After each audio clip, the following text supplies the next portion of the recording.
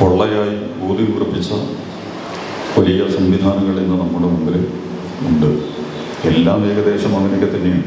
സ്ഥാപനങ്ങളും സംവിധാനങ്ങളും പാർട്ടികളും സംഘടനകളും അതിൻ്റെ പ്രകടനങ്ങളും പ്രയോഗങ്ങളും ഒക്കെ എടുക്കുമ്പോൾ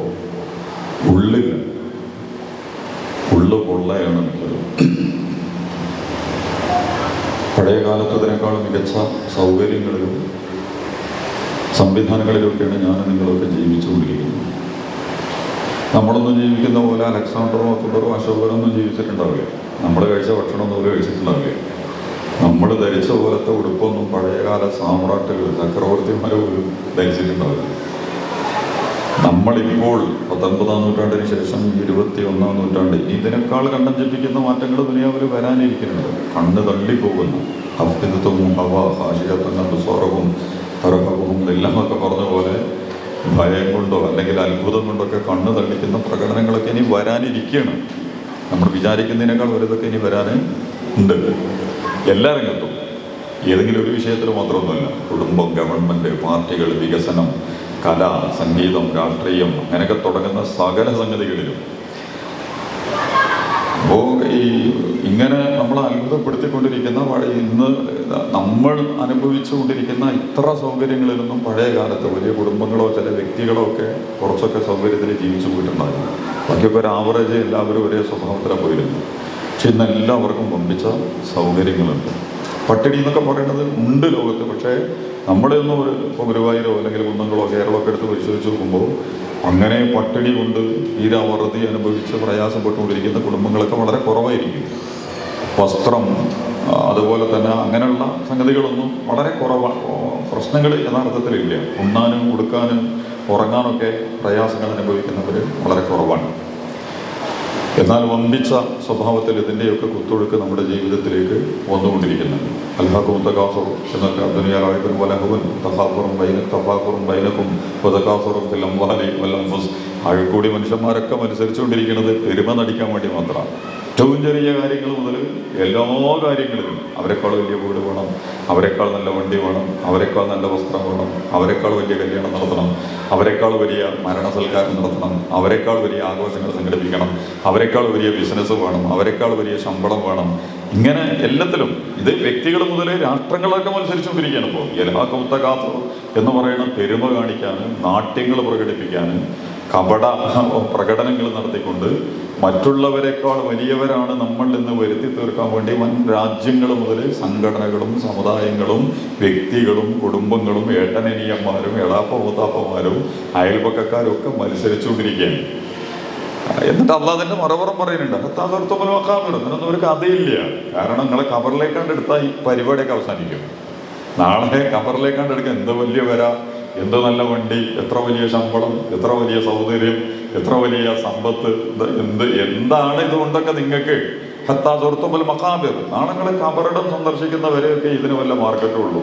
ഖബറിലേക്ക് കൊണ്ടുപോയി വെച്ചാൽ ഇത്ര വലിയ സമ്പന്നനായിരുന്നു, ഇത്ര വലിയ പണ്ഡിതനായിരുന്നു, ഇത്ര വലിയ നേതാവായിരുന്നു, ഇത്രയും വലിയ സൗകര്യങ്ങളുള്ള വ്യക്തിത്വമായിരുന്നു. ഇതൊന്നും ഖബറിടങ്ങളിൽ ആരും രേഖപ്പെടുത്തി വെച്ചിട്ടില്ല. ഇതിൻ്റെ മറുപുറം ആശയതലത്തിൽ അല്ലാഹു ഇത് ഒന്ന് ഞാനും നിങ്ങളും ഗൗരവത്തിൽ ആലോചിക്കാനാണ്. കണ്ണടക്കുന്നതോടുകൂടി ജീവിതത്തിലെ ഈ കേവല പ്രൗഢികളിൽ നിന്നൊക്കെ ഞാനും നിങ്ങളൊക്കെ തിരിച്ച് പോകും. മറുവശത്ത് അല്ലാഹു അതിനെക്കുറിച്ച് പറഞ്ഞത് ലഅബൻ വലഹുവൻ, ഇതൊരു കളിതമാശ മാത്രമാണ് എന്ന് മനുഷ്യൻ ഗൗരവമില്ലാതെ സമീപിക്കുന്നു. അതിനെക്കുറിച്ച് നേരത്തെ പറഞ്ഞു. പുതിയ തലമുറയിൽ നമ്മളൊക്കെ അകപ്പെട്ടുകൊണ്ടിരിക്കുന്ന വലിയ പ്രതിസന്ധികൾ. എന്തിനാണ് ജീവിതം? എന്താണ് ജീവിതം? ആരാണിത് തന്നിട്ടുള്ളത്? ഇത് എവിടെയാണ് കൊണ്ടുപോയിട്ട് വെക്കാൻ പോകുന്നത്? ഇതിൻ്റെ തുടക്കം എവിടെയാണ്? ഇതിൻ്റെ ഒടുക്കം എവിടെയാണ്? ഇതിനെക്കുറിച്ചൊന്നും ഒരു അടിസ്ഥാന വീക്ഷണം നമ്മൾ ഫിസിക്സും കെമിസ്ട്രിയും ബയോളജിയും മാത്തമാറ്റിക്സും ഹിസ്റ്ററിയൊന്നും വായിച്ചാൽ ഒന്നും കിട്ടൂല. കിട്ടേണ്ടത് കുറച്ചെങ്കിലുമൊക്കെ ഹിസ്റ്ററി എന്നാണ്. പക്ഷെ അതാണെങ്കിൽ ക്യാപിറ്റലിസവും കമ്മ്യൂണിസവും ഫാഷിസവും ഒക്കെ തങ്ങൾക്ക് അനുസൃതമായ രീതിയിൽ ചരിത്രത്തെ ദുർവ്യാഖ്യാനം ചെയ്ത് അവതരിപ്പിച്ചുകൊണ്ടിരിക്കുന്ന ഒരു കാലത്താണ് നമ്മൾ ജീവിക്കുന്നത്. മറ്റൊന്നും മനുഷ്യപ്പറ്റുള്ള മറ്റൊന്നൊക്കെ സാങ്കേതിക വിജ്ഞാനങ്ങളാണ്. അതിൻ്റെ ഉള്ളിൽ നിന്ന് നമ്മൾ പറയുന്ന ജൈവ വൈകാരിക സ്വാഭാവികമായ സാധനങ്ങൾ 1+1=2 അതൊരു ഘടനയാണ്, അതൊരു ഫ്രെയിമാണ്.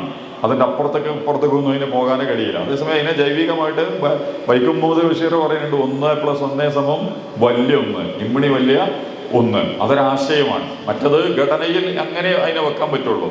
അതുകൊണ്ട് ഈ വിദ്യാഭ്യാസം ലഭിക്കേണ്ടത് നമ്മുടെ വിദ്യാഭ്യാസങ്ങളിൽ നിന്നൊന്നും തന്നെ എന്തിനാണ് മനുഷ്യൻ ജീവിക്കുന്നത്? അപ്പോൾ ആകെ കൂടി ഒരു വ്യാഖ്യാനമുള്ളൂ. ജീവിതം എന്ന് പറഞ്ഞാൽ അടിച്ചു പൊളിക്കലാണ്, ഴഴകൻ വലഹവൻ, കളിയാണ്, വിനോദങ്ങളാണ്, ആസ്വാദനങ്ങളാണ്, ആഘോഷങ്ങളാണ്, ഉത്സവങ്ങളാണ്, ഫെസ്റ്റുകളാണ്. അതുകൊണ്ട് എവിടെയും വമ്പിച്ച ആഘോഷ സ്വഭാവമുള്ള പരിപാടികളാണ് വീടുകളിൽ നിന്ന് മുതൽ നഗരങ്ങളിലടക്കം സംഘടിപ്പിക്കപ്പെട്ടുകൊണ്ടിരിക്കുന്നത്. വൻകിട കായിക, കല, സാഹിത്യം. ഇപ്പം നമ്മുടെ MLA ഒക്കെ മറിഞ്ഞു വീണ് എന്തോ ഒരു ഇതിൽ ഉമ MLA മറിഞ്ഞു വീണ കേസുണ്ടല്ലോ, വെന്റിലേറ്ററിലേക്ക് പോയാൽ. ഇപ്പോൾ തിരുവാതിര മോഹിനിയാട്ടമൊറ്റ കളിച്ചിട്ട് ഗിന്നസ് റെക്കോർഡ് നേടാൻ, ഗിന്നസ് റെക്കോർഡ് നേടിയിട്ട് എന്താ നാളെ കബർ പോകുമ്പോൾ അതാണ് അല്ല ചോദിക്കുക, ശ്മശാനത്തിലേക്ക് എടുക്കുമ്പോൾ നീ ഗിന്നസ് റെക്കോർഡ് നേടിയിരുന്നോ?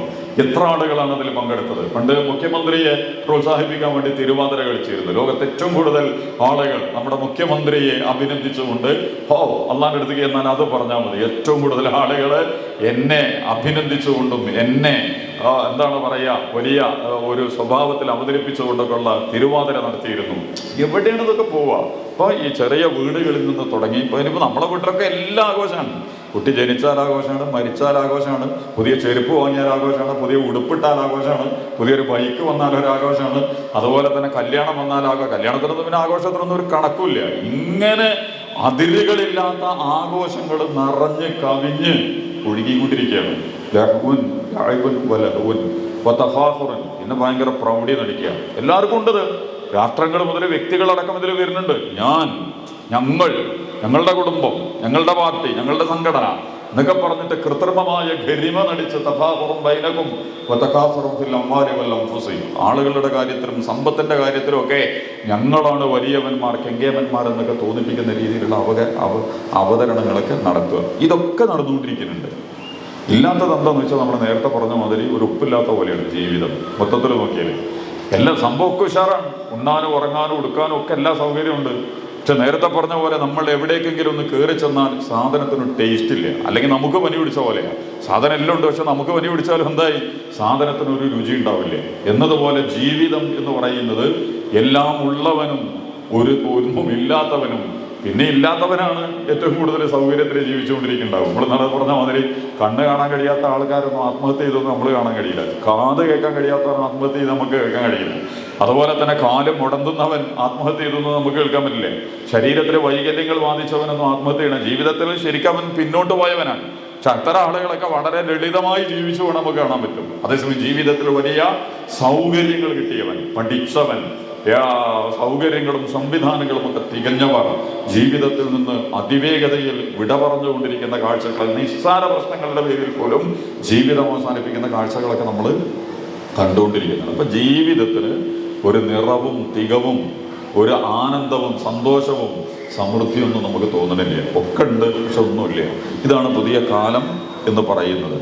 അസ്വസ്ഥതകളും ആശങ്കകളും അതിന് തന്നെയാണ് നേരത്തെ പറഞ്ഞതൊക്കെ ഉണ്ടായിട്ടുള്ളത്. ആത്മഹത്യകൾ പെരുകുന്നു, കൗൺസിലർമാർ, അതുപോലെ സൈക്കിക് ഡോക്ടർമാർ, സൈക്കാട്രിസ്റ്റുകൾ കണ്ടമാനം പെരുകിക്കൊണ്ടിരിക്കുകയാണ്.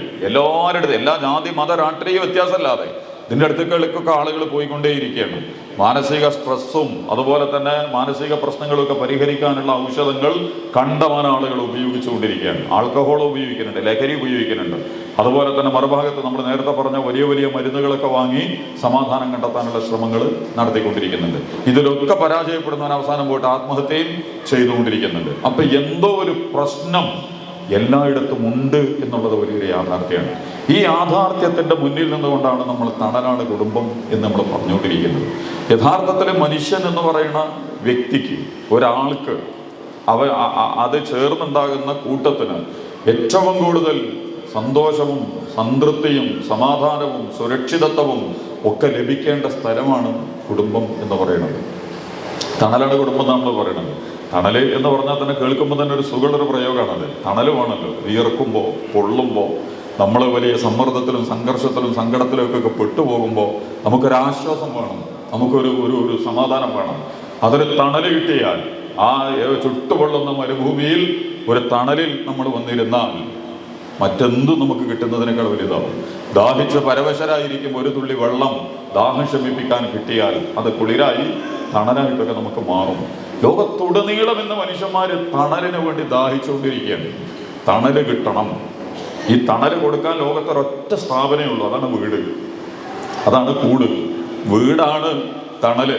വേറെ എവിടുന്നും അത് ഉണ്ടാക്കാൻ കഴിയില്ല. കാരണം വേറെ എവിടെയും അജണ്ടകൾ മാറും. പാർട്ടികൾ, സംഘടനകൾ, വ്യക്തികൾ, കമ്പനികൾ, മുതലാളിമാർ, ഉദ്യോഗസ്ഥന്മാർ, അവർക്കൊക്കെ വേറെ വേറെ താല്പര്യങ്ങളുണ്ടാവും. ആ താല്പര്യങ്ങൾ പൂർത്തീകരിക്കാൻ വേണ്ടി മാത്രമായിരിക്കും അവരെന്ത് ചെയ്യുക, സ്ഥാപനത്തിലും പാർട്ടിയിലും സംഘടനയിലും ഒക്കെ ഫ്രെയിമുകളും അവതരണങ്ങളും ആവിഷ്കാരങ്ങളും ഒക്കെ നടത്തുക. പക്ഷെ വീട് അങ്ങനെയല്ല. വീടിൽ ഒരിക്കലും എന്തില്ല, വാപ്പാക്കുമ്മാക്ക് പ്ലാനൊക്കെ ഉണ്ട്. പക്ഷെ അത് ചതിയുടേതല്ല, വഞ്ചനയുടേതല്ല, കാപട്യത്തിൻ്റെതല്ല, കള്ളത്തരത്തിൻ്റെതല്ല, ചൂഷണം ചെയ്യുന്നതല്ല, അടിച്ചമർത്തുന്നതല്ല, അപകടപ്പെടുത്തുന്നതല്ല, അസൂയയുള്ളതല്ല. അങ്ങനെ ഇല്ലാത്ത ഒരൊറ്റ സ്ഥാപനം എന്ന് പറയുന്നത് വീടാണ്. വീടിനാണ് കൂട് എന്ന് പറയാം. കൂടുന്ന സ്ഥലത്തിനാണ് കൂട് എന്ന് പറയാം. പക്ഷികളൊക്കെ കൂടും ഉണ്ടല്ലേ നിങ്ങൾ? എല്ലാ ജീവജാലങ്ങളും അതിൻ്റെ കൂട്ട്, ഇതൊരു കൂടാണ്. പക്ഷെ ഈ കൂട്ടിൽ നമ്മൾ എല്ലാ സമയം ഇരിക്കൂല. ഈ പരിപാടി കഴിഞ്ഞാൽ അവിടുന്ന് പിരിഞ്ഞു പോകും. കാരണം ഇതങ്ങനെ എപ്പോഴും ഇരിക്കുന്ന കൂടല്ല. അതുപോലെ തന്നെ ഒരു സ്റ്റേഡിയോ, സമ്മേളന സ്ഥലമോ, അല്ലെങ്കിൽ പള്ളി, അമ്പലവും, ചർച്ച ഒക്കെ കൂടുകൾ തന്നെയാണ്. സ്കൂളും കോളേജും ഒക്കെ കൂടാണ്. കൂടുന്ന സ്ഥലത്തിനാണ് നമ്മൾ കൂട് എന്ന് പറയുക. എല്ലാവരും കൂടി ഒരുമിച്ച് കൂടുന്ന സ്ഥലം. നീ വലിയ സ്റ്റേഡിയത്തിലൊക്കെ 75,000, 1 ലക്ഷം, 1.5 ലക്ഷം കാണികളൊക്കെ ഒരുമിച്ച് കൂടുന്ന മേളകളൊക്കെ. അവിടുത്തെ ആളുകൾ എന്ത് ചെയ്യും? കളി കഴിഞ്ഞാൽ പിരിഞ്ഞു പോകും. പിരിഞ്ഞു പോകാത്ത ഒരൊറ്റ കൂടെ ഉള്ളൂ. അത് എല്ലാ ജീവജാലങ്ങളും ഉണ്ടാക്കിയിട്ടുള്ള കൂടും മനുഷ്യൻ ഉണ്ടാക്കിയിട്ടുള്ള വീടുമാണ്. അള്ളാഹു മനുഷ്യന്റെ വീടിനെ കുറിച്ചും ബൈത്ത് എന്നാണ് പറഞ്ഞിട്ടുള്ളത്. തേനീച്ചയും എട്ടുകാലിയൊക്കെ ഉണ്ടാക്കിയ വീടിനെ കുറിച്ചും കൂടിനെ കുറിച്ചും വീട് എന്ന് തന്നെയാണ് പറഞ്ഞിട്ടുള്ളത്. പള്ളിക്കുമുള്ള വീട് എന്നാണ് പറഞ്ഞിട്ടുള്ളത്. ആ ചർച്ചയിലേക്ക് നമ്മളിപ്പോൾ കടന്ന് പോണില്ല. വീടാണ് കൂട്, കൂടുന്ന സ്ഥലം. എന്താണ് ഈ കൂടുന്ന വീട്ടിന്റെ പ്രത്യേകത? എന്താ? വീട്ടിൽ നമ്മൾ നേരത്തെ പറഞ്ഞ പോലെ ഒരു പാർട്ടി ഓഫീസിൽ കൂടുന്ന പോലെ, അല്ലെങ്കിൽ ഒരു സംഘടന ഓഫീസിൽ കൂടുന്ന പോലെ, അല്ലെങ്കിൽ ഒരു ഉദ്യോഗസ്ഥ സംവിധാനത്തിനോ വ്യാവസായിക സംവിധാനത്തിനോ കൂടുന്ന പോലെ, അല്ലെങ്കിൽ ഒരു കേവല വിനോദനത്തിനോ ആസ്വാദനത്തിനോ കൂടുന്ന പോലെ അങ്ങനെ കൂടുന്ന ഒരു കൂടല്ല ഇത്. എല്ലാ സമയത്തും നമ്മൾ കൂടുന്ന സ്ഥലമാണ്. ഏറ്റവും അവസാനവും ആദ്യവും നമ്മൾ അവലംബിക്കുന്ന കൂടാണ് നമ്മുടെ വീട് എന്ന് പറയുന്നത്. ആ കൂടിന്റെ പ്രത്യേകത എന്താ? ഈ കൂട്ടിലേക്ക് അർഹതപ്പെട്ടവർ മാത്രമേ കയറി വരുള്ളൂ. പുറത്തുനിന്ന് ഒന്നിനെ ഇതിൻ്റെ ഉള്ളിലേക്ക് അക്കമഡറ്റ് ചെയ്യില്ല. പുറത്തുനിന്ന് ഒരാളെ കൊണ്ടുവന്നിട്ട് നമ്മളെ കൂട്ടിലെ പക്ഷികളൊന്നും വെക്കില്ല. ഒരു കാക്കി കോഴിയൊക്കെ അതിൻ്റെ കൂട്ടിലേക്ക് കയറ്റി ആരാണ്? അതിൻ്റെ കൂടെയുള്ള മക്കളെയും അതിൻ്റെ സംവിധാനങ്ങളെ അതിൻ്റെ കൂട്ടിലേക്ക് അത് കയറ്റുള്ളൂ. ഏത് ജീവജാലങ്ങളുടെ കൂടും ആ ജീവജാലങ്ങൾ ഇപ്പൊ പിന്നെ വൈറ്റിലകോൺ കൂടുകൾ ഉണ്ടായിക്കൊണ്ടിരിക്കുന്നുണ്ട്. അതാണ് ഇപ്പൊ പുതിയ കൂടുകൾ. ആ കൂടിന്റെ ചർച്ചയിലേക്ക് അത് ഒരു കോഴി ഒറ്റക്ക് ഉണ്ടാക്കുന്ന കൂടല്ല, അല്ലെങ്കിൽ ഒരു കുടുംബത്തിന് താമസിക്കുന്ന കൂടല്ല. മനുഷ്യനെയൊക്കെ തന്നെയും ഇങ്ങനെ കൂട് നഷ്ടപ്പെട്ടവരെ കൂട്ടുന്ന സ്ഥലമായി അങ്ങനത്തെ അപകടകരമായ കൂടുകൾ, എട്ടുകാലി വലകൾ ഇന്ന് ഉണ്ടാക്കപ്പെട്ടുകൊണ്ടിരിക്കുന്നുണ്ട്. അതിലേക്ക് നമ്മൾ ഇപ്പൊ കടന്നു പോണില്ല. അതേസമയം ഒരു വീട്, കൂട് എന്ന് പറയുമ്പം അവിടുത്തെ പാപ്പ, അമ്മ, അതിൻ്റെ മക്കള്, പിന്നെ കല്യാണം കഴിച്ചു കൊണ്ടുവന്നവള്, കല്യാണം കഴിച്ച് അയച്ചവള്, അതുപോലെ തന്നെ അവിടുത്തെ പേരക്കുട്ടികൾ, ജ്യേഷ്ഠാനിയന്മാര്, വല്യപ്പ, വല്യമ്മ, ഇതൊക്കെ മാത്രം അടങ്ങുന്നതാണ് ഒരു കുടുംബം എന്ന് പറയുന്നത്. വേറൊന്നിനെ അതിലേക്ക് നമ്മളുടെ മകന്റെ സ്ഥാനത്ത് വേറെ സ്ഥാനത്തിന് എടുത്തിട്ട് കൊണ്ടുവരില്ല. അയലോകത്തെ മകൻ ഭയങ്കര ചൊറുക്കുണ്ട്, സൗന്ദര്യമുണ്ട്, നല്ല ശമ്പളമുള്ളവനാണെന്ന് പറഞ്ഞിട്ട് നമ്മളെ മോനാന്ന് പറഞ്ഞിട്ട് നമ്മളെ വീട്ടിൽ കൊണ്ടുവരും? ഒരിക്കലും കൊണ്ടുവരില്ല. ആലോചിക്കാൻ പോലും പറ്റില്ല. അവൻ വന്നിട്ട് നമ്മളെ വീട്ടിലിരിക്കുക, കിടക്കയിലിരിക്കുക, നമ്മളെ വീട്ടിലെ ഡൈനിങ് ടേബിളിൽ വരിക.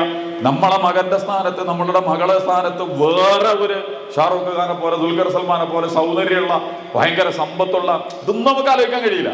നമ്മുടെ ഇണ, നമ്മുടെ ഉപ്പ, ഉമ്മ, നമ്മുടെ കുട്ടികള്, നമ്മുടെ കുടുംബം എന്നൊക്കെ പറയുന്നതിന് ആ ഭാഗത്ത് ഒരു ബദല് വെക്കാൻ പോലും നമുക്ക് കഴിയില്ല. എത്ര ഉള്ളവരും ഇല്ലാത്തവരും കുറഞ്ഞവരും കൂടിയവരും ഒക്കെ ആണെങ്കിലും ശരി, ഒരു വീട്ടിന്റെ ഉള്ളിൽ അവർ തമ്മിൽ ആ കൂട്ടിൽ വളരെ മനോഹരമായിട്ട് ചേരും. ഈ കൂട്ടിന് വേറെ പ്രത്യേകതകളുണ്ട്. അതിനാരെയും പുറത്താക്കാൻ പറ്റൂല. അതിനാരെയും അകത്താക്കാനും പറ്റൂല, പുറത്താക്കാനും പറ്റൂല. അതാണ് കൂടിന്റെ പ്രത്യേകത എന്ന് പറയുന്നത്. വീടാകുന്ന കൂടിന്റെ പ്രത്യേകത എന്ന്. ബാക്കി അവിടുന്ന് പാർട്ടിയിൽ നിന്ന് നമുക്ക് പ്രസിഡന്റിനെ പുറത്താക്കാം, പ്രതിപക്ഷത്തിരിക്കുന്നവരെ പുറത്താക്കാം, വാർഡ് പ്രസിഡന്റിനെ പുറത്താക്കാം, പ്രധാനമന്ത്രിയെ പുറത്താക്കാം, അതുപോലെ തന്നെ ഉദ്യോഗസ്ഥന്മാരിൽ നിന്ന് പിരിച്ചുവിടാം. പക്ഷെ ഒരു വീട്ടിൽ നിന്ന് ഉപ്പയെ പിരിച്ചുവിടാൻ തീരുമാനിക്കുക, മക്കളൊക്കെ കൂടി നടക്കുക പരിപാടി. ഉപ്പയുടെ സ്ഥാനത്ത് ഇങ്ങനത്തെ ഒരു ഉപ്പ ഞങ്ങൾക്ക് ആവശ്യമില്ല, ഈ ഉപ്പയെ ഞങ്ങൾ സസ്പെൻഡ് ചെയ്യുന്നു, ഞങ്ങൾ പിരിച്ചുവിടുന്നു, ഇദ്ദേഹത്തിന്റെ മക്കളായി നിൽക്കാൻ ഞങ്ങൾക്ക് സാധ്യമല്ല, വാപ്പയുടെ സ്ഥാനത്ത് ഞങ്ങളെ വാപ്പ ഞങ്ങൾ പുറത്താക്കുള്ളൂ എന്ന് നമുക്ക്. ഇനി അങ്ങനെ എഴുതി നമ്മൾ ചെയ്താൽ പോലും വാപ്പ പുറത്താവില്ല. കാരണം വാപ്പയാണ്. ഒരിക്കലും പുറത്താക്കാൻ പറ്റാത്ത വണ്ണം വെൽഡ് ചെയ്ത് അള്ളാഹു എന്ത് ചെയ്തിട്ടുണ്ട്? ആ ബന്ധത്തെ, നമ്മൾ ഉണ്ടാകാൻ കാരണമായ ബീജത്തെ ഉൽപ്പാദിപ്പിച്ചിട്ടുള്ള വാപ്പയാണത്. ആ വാപ്പ, അതിന്റെ അടിസ്ഥാനത്തിലുള്ള വാപ്പാനെ ഉമ്മാനെയൊക്കെ നമ്മൾ തീരുമാനിക്കുക. ശാസ്ത്രീയമായും ജനിതകമായും സാമൂഹികമായിട്ടും ഒക്കെ ആ അർത്ഥത്തിലാണ് അത് തീരുമാനിക്കപ്പെടുക. അപ്പൊ വാപ്പ എന്നുള്ള പദവി, അയാൾ ആ ഉത്തരവാദിത്തം നിർവഹിച്ചില്ലെങ്കിൽ പോലും വാപ്പയുടെ പദവിയിൽ നിന്ന് അയാൾക്ക് മാറാന് നമുക്ക് പിരിച്ചുവിടാനോ നമുക്ക് അതുകൊണ്ടുള്ള നിക്കാഹൊക്കെ കഴിക്കുമ്പോൾ രക്ഷിതാവുണ്ടെങ്കിൽ വലിയ എന്ന് പറഞ്ഞാൽ വാപ്പന്നെയാണ്. അതിനേക്കാൾ വലിയ വാപ്പയും വല്യാപ്പയും എളാപ്പയും ഒന്നും ഉണ്ടെങ്കിലും പറ്റില്ല, ഇയാൾ തന്നെ വരണം. കാരണം ഈ കുട്ടിയുടെ പിതാവ് അദ്ദേഹമാണ്. എന്നിട്ട് അതിനോട് അടുത്ത ബന്ധങ്ങളിൽ അവരെ പിടിച്ചിട്ടാണ് നമ്മൾ എന്ത് ചെയ്യുക, വിവാഹത്തിൽ വലിയന്റെ സ്ഥാനത്ത് കൊണ്ടുവന്ന് വെച്ചൊക്കെ നിർത്തുക. എന്ന് പറഞ്ഞാൽ വാപ്പാനെ പിരിച്ചുവിടാൻ പറ്റില്ല, ഉമ്മയെ പിരിച്ചുവിടാൻ പറ്റുമോ? ഉമ്മക്ക് രാജിവെച്ച് പോകാൻ പറ്റുമോ? ഈ മക്കളെ കൊണ്ട് എനിക്ക് സഹിക്കാൻ കഴിയില്ല, ഞാൻ രാജിവെക്കുക, ഇനി ഈ വീട്ടിൽ ഉമ്മയായിട്ട് നിൽക്കാൻ ഞാൻ ആളല്ല. ഉമ്മക്ക് രാജിവെച്ച് പോകാൻ പറ്റില്ല. കാരണം എന്താ, ഉമ്മയുടെ ഗർഭപാത്രത്തില് റഹ്മ് എന്നാണ് പറയുക. റഹ്മ് എന്ന് പറഞ്ഞാൽ കാരുണ്യം എന്നാണ് അർത്ഥം. കുടുംബ ബന്ധത്തിന് ആ പേരാണ് ഇസ്ലാം കൊടുത്തിട്ടുള്ളത്. സ്ത്രീയുടെ ഏറ്റവും വലിയ പദവിയും അതിന്റെ മാന്യതയും അവർക്ക് വകവെച്ചു കൊടുക്കേണ്ട ആദരവും ബഹുമാനത്തിനൊക്കെ അടിസ്ഥാനം ഗർഭപാത്രത്തിന്റെ ഉടമയാണ് സ്ത്രീ എന്നുള്ളതാണ്. അതുകൊണ്ട് ഉമ്മയുടെ താഴെയാണ് സ്വർഗം, ഉമ്മയുടെ കാൽ കീഴിലാണ് സ്വർഗം.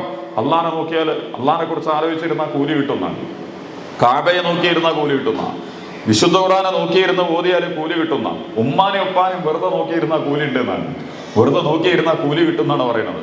അങ്ങനെ എല്ലാം വെറുതെ ഇതിപ്പോ വെറുതെ ഇവിടെ ഇങ്ങനെ നോക്കിയിരുന്ന ഒന്നും കിട്ടാൻ പോണില്ല. ഇനിയിപ്പോ നോക്കിയിരുന്നു വല്ല സിനിമയും കളിയും കണ്ടിട്ട് എന്താ കിട്ടാൻ പോണത്? ഒന്നും കിട്ടാൻ പോണില്ല. തൽക്കാലം ഒരു ആസ്വാദനത്തിനും ഉന്മേഷത്തിനും അത് ഉപകരിക്കുമെങ്കിൽ അതിന് കൂലിയെങ്കിലും ഉണ്ട്. അതൊന്നും ഇല്ലാതെ വെറുതെ നോക്കിയിരിക്കുക, അതിനൊന്നും കിട്ടില്ല.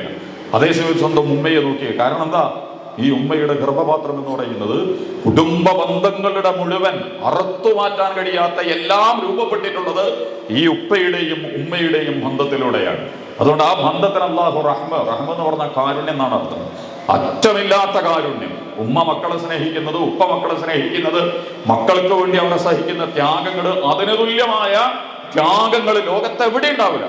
മനുഷ്യൻ മാത്രമല്ല, മറ്റു ജീവജാലങ്ങളിലും മനുഷ്യരിലടക്കം ഏറ്റവും കൂടുതൽ എല്ലാ ത്യാഗങ്ങളും മനുഷ്യൻ അളവുകളില്ലാതെ അതിരുകളില്ലാതെ ആഴം നോക്കാതെ നിർവഹിക്കുക മക്കളെയും പേരക്കുട്ടികളെയൊക്കെ സംരക്ഷിക്കാൻ വേണ്ടി വാപ്പാരും ഉമ്മാരും ഇരിക്കും. മക്കൾ ചിലപ്പോൾ അത്ര അങ്ങോട്ട് കൊടുത്തോളന്നില്ല, മക്കൾ കൊടുക്കേണ്ടതാണ്. പക്ഷെ വാപ്പയും എന്ന് പറഞ്ഞാൽ ഒരു അപ്പൊ ഞാൻ പറഞ്ഞത് ഉപ്പനെയും ഉമ്മാനെയും പിരിച്ചുവിടാൻ പറ്റൂല, ഇണകളെ അതേപോലെ മക്കളെ പിരിച്ചുവിടാൻ പറ്റൂല, മക്കൾക്ക് വാപ്പാനെയും ഉമ്മാനെയും പിരിച്ചുവിടാൻ പറ്റൂല, സഹോദരീ സഹോദരന്മാർക്ക് വേർപെടാൻ പറ്റില്ല. കാരണം അല്ലാഹു സുബ്ഹാനഹു വ തആല വേർപെടാൻ പറ്റാത്ത വണ്ണമാണ് അത് ചേർത്ത് വെച്ചിട്ടുള്ളത്. നിങ്ങൾ അല്ലാഹുവിനെ സൂക്ഷിക്കണം, അതുപോലെ തന്നെ കുടുംബ ബന്ധങ്ങളെയും നിങ്ങൾ സൂക്ഷിക്കണം. അല്ലാഹു പറയട്ടെ, അല്ലാഹു കഴിഞ്ഞാൽ പിന്നെ ഭൂമിയിൽ നിങ്ങൾ സൂക്ഷിക്കേണ്ട കുടുംബ ബന്ധങ്ങളാണ് ഏറ്റവും പ്രധാനപ്പെട്ടത്. അത് കഴിഞ്ഞിട്ട് ബാക്കി എല്ലാ ബന്ധങ്ങൾക്കും അല്ലാഹു സ്ഥാനം കൊടുത്തിട്ടുള്ളൂ. ലാ യദ്ഖുലുൽ ജന്ന ഖാതിഉർ റഹ്മീൻ. കുടുംബ ബന്ധത്തെ വിച്ഛേദിക്കുന്നവൻ, മുറിച്ചവൻ, കഷ്ണിച്ചു കളഞ്ഞവൻ സ്വർഗത്തിലേക്ക് പ്രവേശിക്കുന്നതല്ല. ഇപ്പൊ കുടുംബ ബന്ധം എന്ന് പറയുന്നത് ഞാൻ പറഞ്ഞത് നമ്മൾക്ക് മുറിക്കാനും മുറിഞ്ഞു പോവാനും പറ്റാത്ത രീതിയിലാണ്. അതെന്തുകൊണ്ടാന്ന് വെച്ചാൽ അന്ന് പ്രാപഞ്ചികമായിട്ട് സംവിധാനിച്ചതാണ്. അതാണ് കുടുംബം കമ്മ്യൂണിസ്റ്റ് പാർട്ടിയോ കോൺഗ്രസോ BJP യോ ഹിന്ദുക്കളോ മുസ്ലിങ്ങളോ ചേർന്ന് ഉണ്ടാക്കിയ ഒരു സാധനമല്ല. പലതും അങ്ങനെ ഉണ്ടാക്കുന്നുണ്ട്. അപ്പോൾ പാലങ്ങനെയാണ്, റെയിൽവേ സ്റ്റേഷൻ അങ്ങനെയാണ്, എയർപോർട്ട് അങ്ങനെയാണ്, യൂണിവേഴ്സിറ്റി അങ്ങനെയാണ്, പാർട്ടി ഓഫീസ് അങ്ങനെയായിരിക്കും, മുനിസിപ്പാലിറ്റി അങ്ങനെയായിരിക്കും. പലതും അധികാരങ്ങൾ കിട്ടുമ്പോൾ, സമ്പത്തും സൗകര്യങ്ങളും ഒക്കെ പെരുകുമ്പോൾ പലതും മനുഷ്യൻ ഉണ്ടാക്കിയെടുക്കും അവന്റെ ജീവിതത്തിന്റെ ആവശ്യത്തിനും അനാവശ്യത്തിനും ഒക്കെ. എന്നതുപോലെ യാദൃശ്ചികമായി ആരോ രൂപപ്പെടുത്തി ഉണ്ടാക്കി വെച്ച എന്നാ പിന്നെ മുതൽ നമുക്ക് കുടുംബമാകാം എന്ന് തീരുമാനിച്ച് ഏതെങ്കിലും സംഘടനകളോ പ്രസ്ഥാനങ്ങളോ മതങ്ങളോ രാഷ്ട്രീയ പാർട്ടികളോ പ്രമേയം പാസാക്കി തുടങ്ങി വെച്ച ഒരു സംരംഭമല്ല കുടുംബം എന്ന് പറയുന്നത്.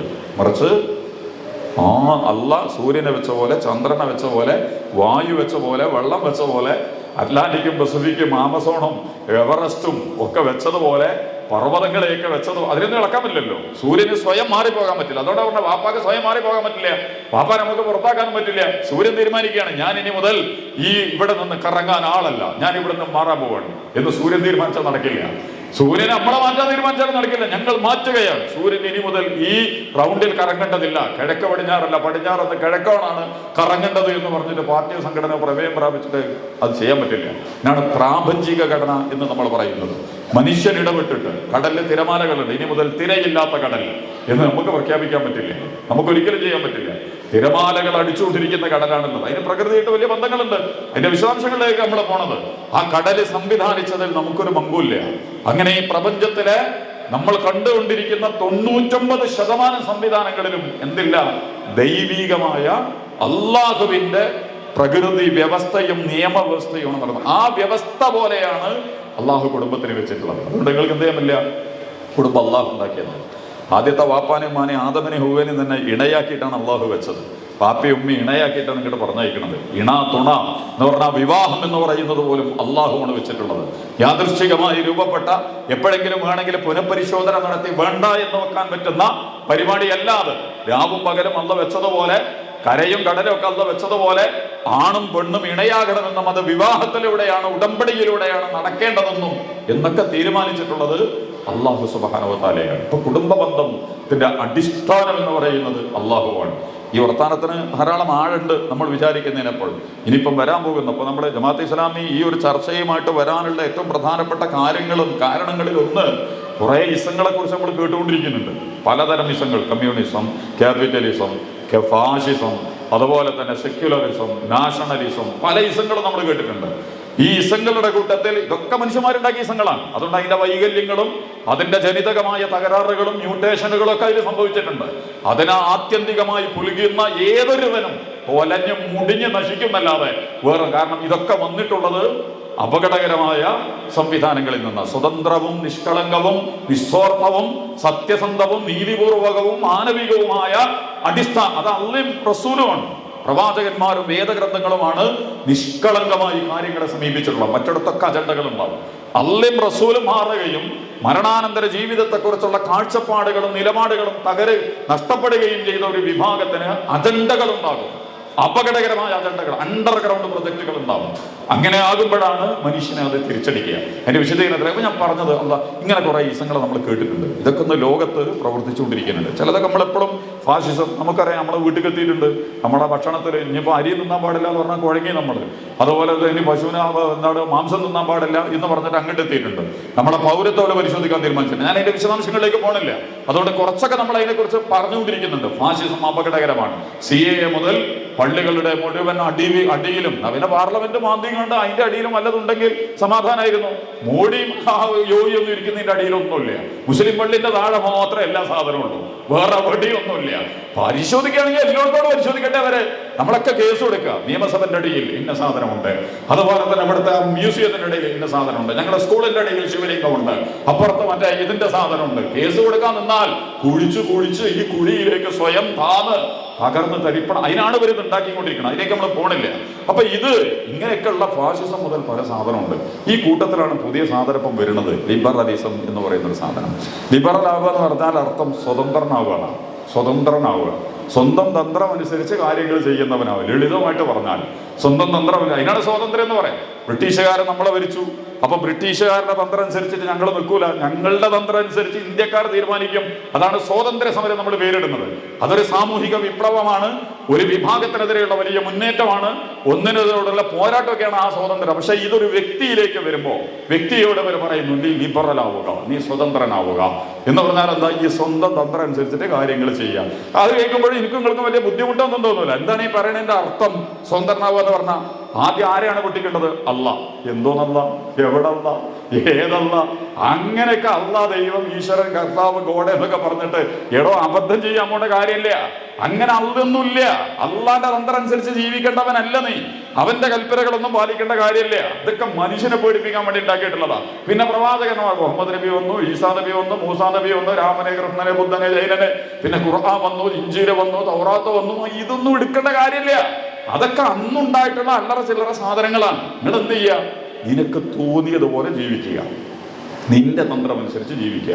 ഇപ്പൊ നിങ്ങൾക്ക് മനസ്സിലായിട്ടുണ്ടോ എന്നറിയില്ല. ഇത് വളരെ അപകടകരമായി നമ്മുടെ വിദ്യാഭ്യാസങ്ങളിലൂടെ, കലയിലൂടെ, സാഹിത്യത്തിലൂടെ, അതുപോലെ തന്നെ അപകടകരമായ അണ്ടർഗ്രൗണ്ട് പ്രൊജക്ടുകളിലൂടെ ഈ ഒരു വീക്ഷണങ്ങളിലേക്ക് വ്യക്തികളെ കൊണ്ടുചെന്നെത്തിക്കുന്നതിന് വേണ്ടിയുള്ള വലിയ പ്രൊജക്ടുകൾ ആഗോള ഘടനയെ നിയന്ത്രിച്ചുകൊണ്ടിരിക്കുന്ന ശക്തികൾ നടത്തിക്കൊണ്ടിരിക്കുന്നുണ്ട്. അങ്ങനെ അവർ മനുഷ്യനോട് പറയണം. അപ്പോൾ ആളുകൾക്കൊക്കെ എന്താണ് ഇഷ്ടം? അല്ല വേണ്ട, പിന്നെ മുഹമ്മദ് നബി വേണ്ട, വേദഗ്രന്ഥങ്ങൾ വേണ്ട, പൊളിഞ്ഞ് ആ സാധനം മൂന്നും പൊളിഞ്ഞ് കിടക്കട്ടെ അവിടെ. പിന്നെ മരണാനന്തര ജീവിതം, എന്തോന്ന് ജനിക്കുന്നു, മരിക്കുന്നു. അത് കാലത്തിന്റെ ഒരു അത്ഭുത പ്രകടനം മാത്രമാണ്. അല്ല ജനനം മരണം എന്ന് പറഞ്ഞാൽ അള്ള റിമോട്ട് ചെയ്ത് നിങ്ങൾ അവസാനം അള്ളാന്റെ മുമ്പിൽ ചെന്ന് നിന്ന് മറുപടി ഒന്നും പറയേണ്ട ഒരു സാധനമല്ല. നീ ജനിച്ചു, ജീവിച്ചു, മരിച്ചു, സംഭവം അതോടുകൂടി തീർന്നു. അതുകൊണ്ട് എത്രയാണോ ജീവിക്കണത്, ജീവിക്കണ കാലം അടിച്ചു പൊളിച്ച് ജീവിക്കുക. എങ്ങനെയും ആസ്വദിച്ച് അനുഭവിച്ച് ജീവിക്കുക. അതുകൊണ്ട് സന്തോഷത്തിന്റെയും ഉല്ലാസത്തിന്റെയും ആഹ്ലാദത്തിന്റെയും ലോകത്തേക്ക് നിയമങ്ങൾ കൊണ്ടോ കൽപ്പനകൾ കൊണ്ടോ അതിരുകൾ കൊണ്ടോ മതിലുകൾ കൊണ്ടോ അതുപോലെ തന്നെ വരമ്പുകൾ കൊണ്ടോ കുമ്മായ വരകൾ കൊണ്ടോ നമ്മളെ നിയന്ത്രിക്കാൻ ഒരാളും വരരുത്. ഇതാണ് പറഞ്ഞുകൊണ്ടിരിക്കുന്നത് ആളുകളോട്. ഒരു കുട്ടീൻ്റെ അടുത്ത് അപ്പൊ അല്ല പോയി പിന്നെ ആരാ പറയാൻ ഏറ്റവും അർഹതപ്പെട്ടവരുണ്ടാവുക? അള്ളയും റസൂലും ഖുർആനും ആഖിറത്തും പോയാൽ പിന്നെ ഏറ്റവും പറയാൻ അർഹതപ്പെട്ടത് മാതാപിതാക്കളുണ്ടാവുക. അത് പൊളിച്ചാല് പാർലമെന്റ് പൊളിച്ചിട്ടുണ്ട്, പ്രധാനമന്ത്രിക്കും പാർട്ടിക്കും എന്നൊരു പ്രസക്തിയില്ല. വേറെ ആരുടെയൊക്കെയോ തീരുമാനങ്ങൾ അടിച്ചേൽപ്പിക്കപ്പെടുന്ന പ്രദേശങ്ങളാണ് യുണൈറ്റഡ് നേഷൻ മുതൽ നമ്മുടെ പഞ്ചായത്ത് വാർഡടക്കം. ഞാൻ അതിന്റെ വിശദീകരണത്തിലേക്ക് ഇപ്പൊ പോകാൻ ആളല്ല, നിങ്ങൾക്ക് വേണമെങ്കിൽ ആലോചിക്കുകയൊക്കെ ചെയ്യാം. അവിടെ നടക്കുന്ന നിയമനിർമ്മാണ പ്രശ്നങ്ങൾ, നമ്മുടെ ജീവിതവുമായി ബന്ധപ്പെട്ട് വരുന്ന ആത്യന്തിക വിധികൾ, ഇത് എവിടെ നിന്ന് ആരാണ് കൊണ്ടുവരുന്നത്? ഒരു വാർഡില് വരുന്നൊരു വിധി ഉണ്ടാവുമല്ലോ. ഒരു ഏറ്റവും ചെറിയതാണ് വാർഡ് എന്ന് പറഞ്ഞാൽ വീടിന് വേണ്ടിയിട്ടാണ്. നമ്മൾ നേരത്തെ പറഞ്ഞ കൂടിന് വേണ്ടിയിട്ടാണ് ഈ വാർഡ്. കുറെ കൂടുകൾ കൂടുമ്പോഴാണ് അത് വാർഡാവുക. കുറെ വീടുകൾ കൂടിയതാണ് ഒരു വാർഡ്. അപ്പൊ വാർഡ് കമ്മിറ്റി, പഞ്ചായത്ത് മെമ്പർ തീരുമാനിക്കുന്ന ഒരു കാര്യം ആര് തീരുമാനിച്ചതാ? ഈ വാർഡ് കമ്മിറ്റി. ഓല് തരാൻ തീരുമാനിച്ച വിത്തും കോഴിയും ഒക്കെ കൊടുക്കട്ടെ. ഈ കോഴിയുടെ വിത്ത്, ഈ കോഴിയെ എവിടെ നിന്നാണ് ഇവർ ഉത്പാദിപ്പിച്ചത്? ഈ വിത്ത് എവിടെ നിന്നാണ് വരുന്നത്? ഇതിന്റെ വളം എവിടെ നിന്നാണ് വരുന്നത്? അത് നിങ്ങളുടെ ഈ അയ്യന്തോളിന്റെയോ അല്ലെങ്കിൽ കുന്നംകുളത്തിന്റെയോ ചൂണ്ടലിന്റെയോ ഉള്ളിലിരുന്നിട്ട് നിങ്ങൾ ആലോചിച്ച് പ്രോഗ്രാം ചെയ്യണമല്ല, മറിച്ച് അത് മുൻകൂട്ടി തീരുമാനിക്കപ്പെട്ടിട്ടുണ്ട്. വിത്ത് വരുന്നുണ്ട്, കോഴി വരുന്നുണ്ട്, കൂട് വരുന്നുണ്ട്, തോട് വരുന്നുണ്ട്, റോഡ് വരുന്നുണ്ട്. അത് നടത്തുന്നുള്ള പണി മാത്രമേ ആർക്കുള്ളൂ? അവിടെ ഭരിക്കുന്ന വാർഡ് കമ്മിറ്റിയിലെ CPM കോൺഗ്രസോ BJP ലീഗോ ആരാണെങ്കിലും ഒരു പണിയുള്ളൂ. അവിടേക്ക് എവിടുന്ന ഈ തീരുമാനം വരുന്നത്? വാർഡിലേക്ക് പഞ്ചായത്ത് നിന്നാണ്. പഞ്ചായത്തിൽ നിന്ന് എവിടെ തീരുമാനം വരുന്നത്? ബ്ലോക്ക് എന്നാണ്. ബ്ലോക്കിന് കളക്ടറേറ്റ് എന്നാണ്. കളക്ടറേറ്റ് നിയമസഭയിൽ നിന്നാണ്. നിയമസഭയിലേക്ക് നിയമം കിട്ടുന്നത് പാർലമെന്റിൽ നിന്നാണ്. പാർലമെന്റിൽ നിന്ന് എവിടുന്ന നിയമം കിട്ടുന്നത്? യുണൈറ്റഡ് നേഷനിൽ നിന്നാണ്. യുണൈറ്റഡ് നേഷന്റെ അപ്പുറത്തോ അവിടെയാണ് നമ്മൾ അല്ലാഹുവിന്റെ റസൂലിനെ വെക്കുന്നത്.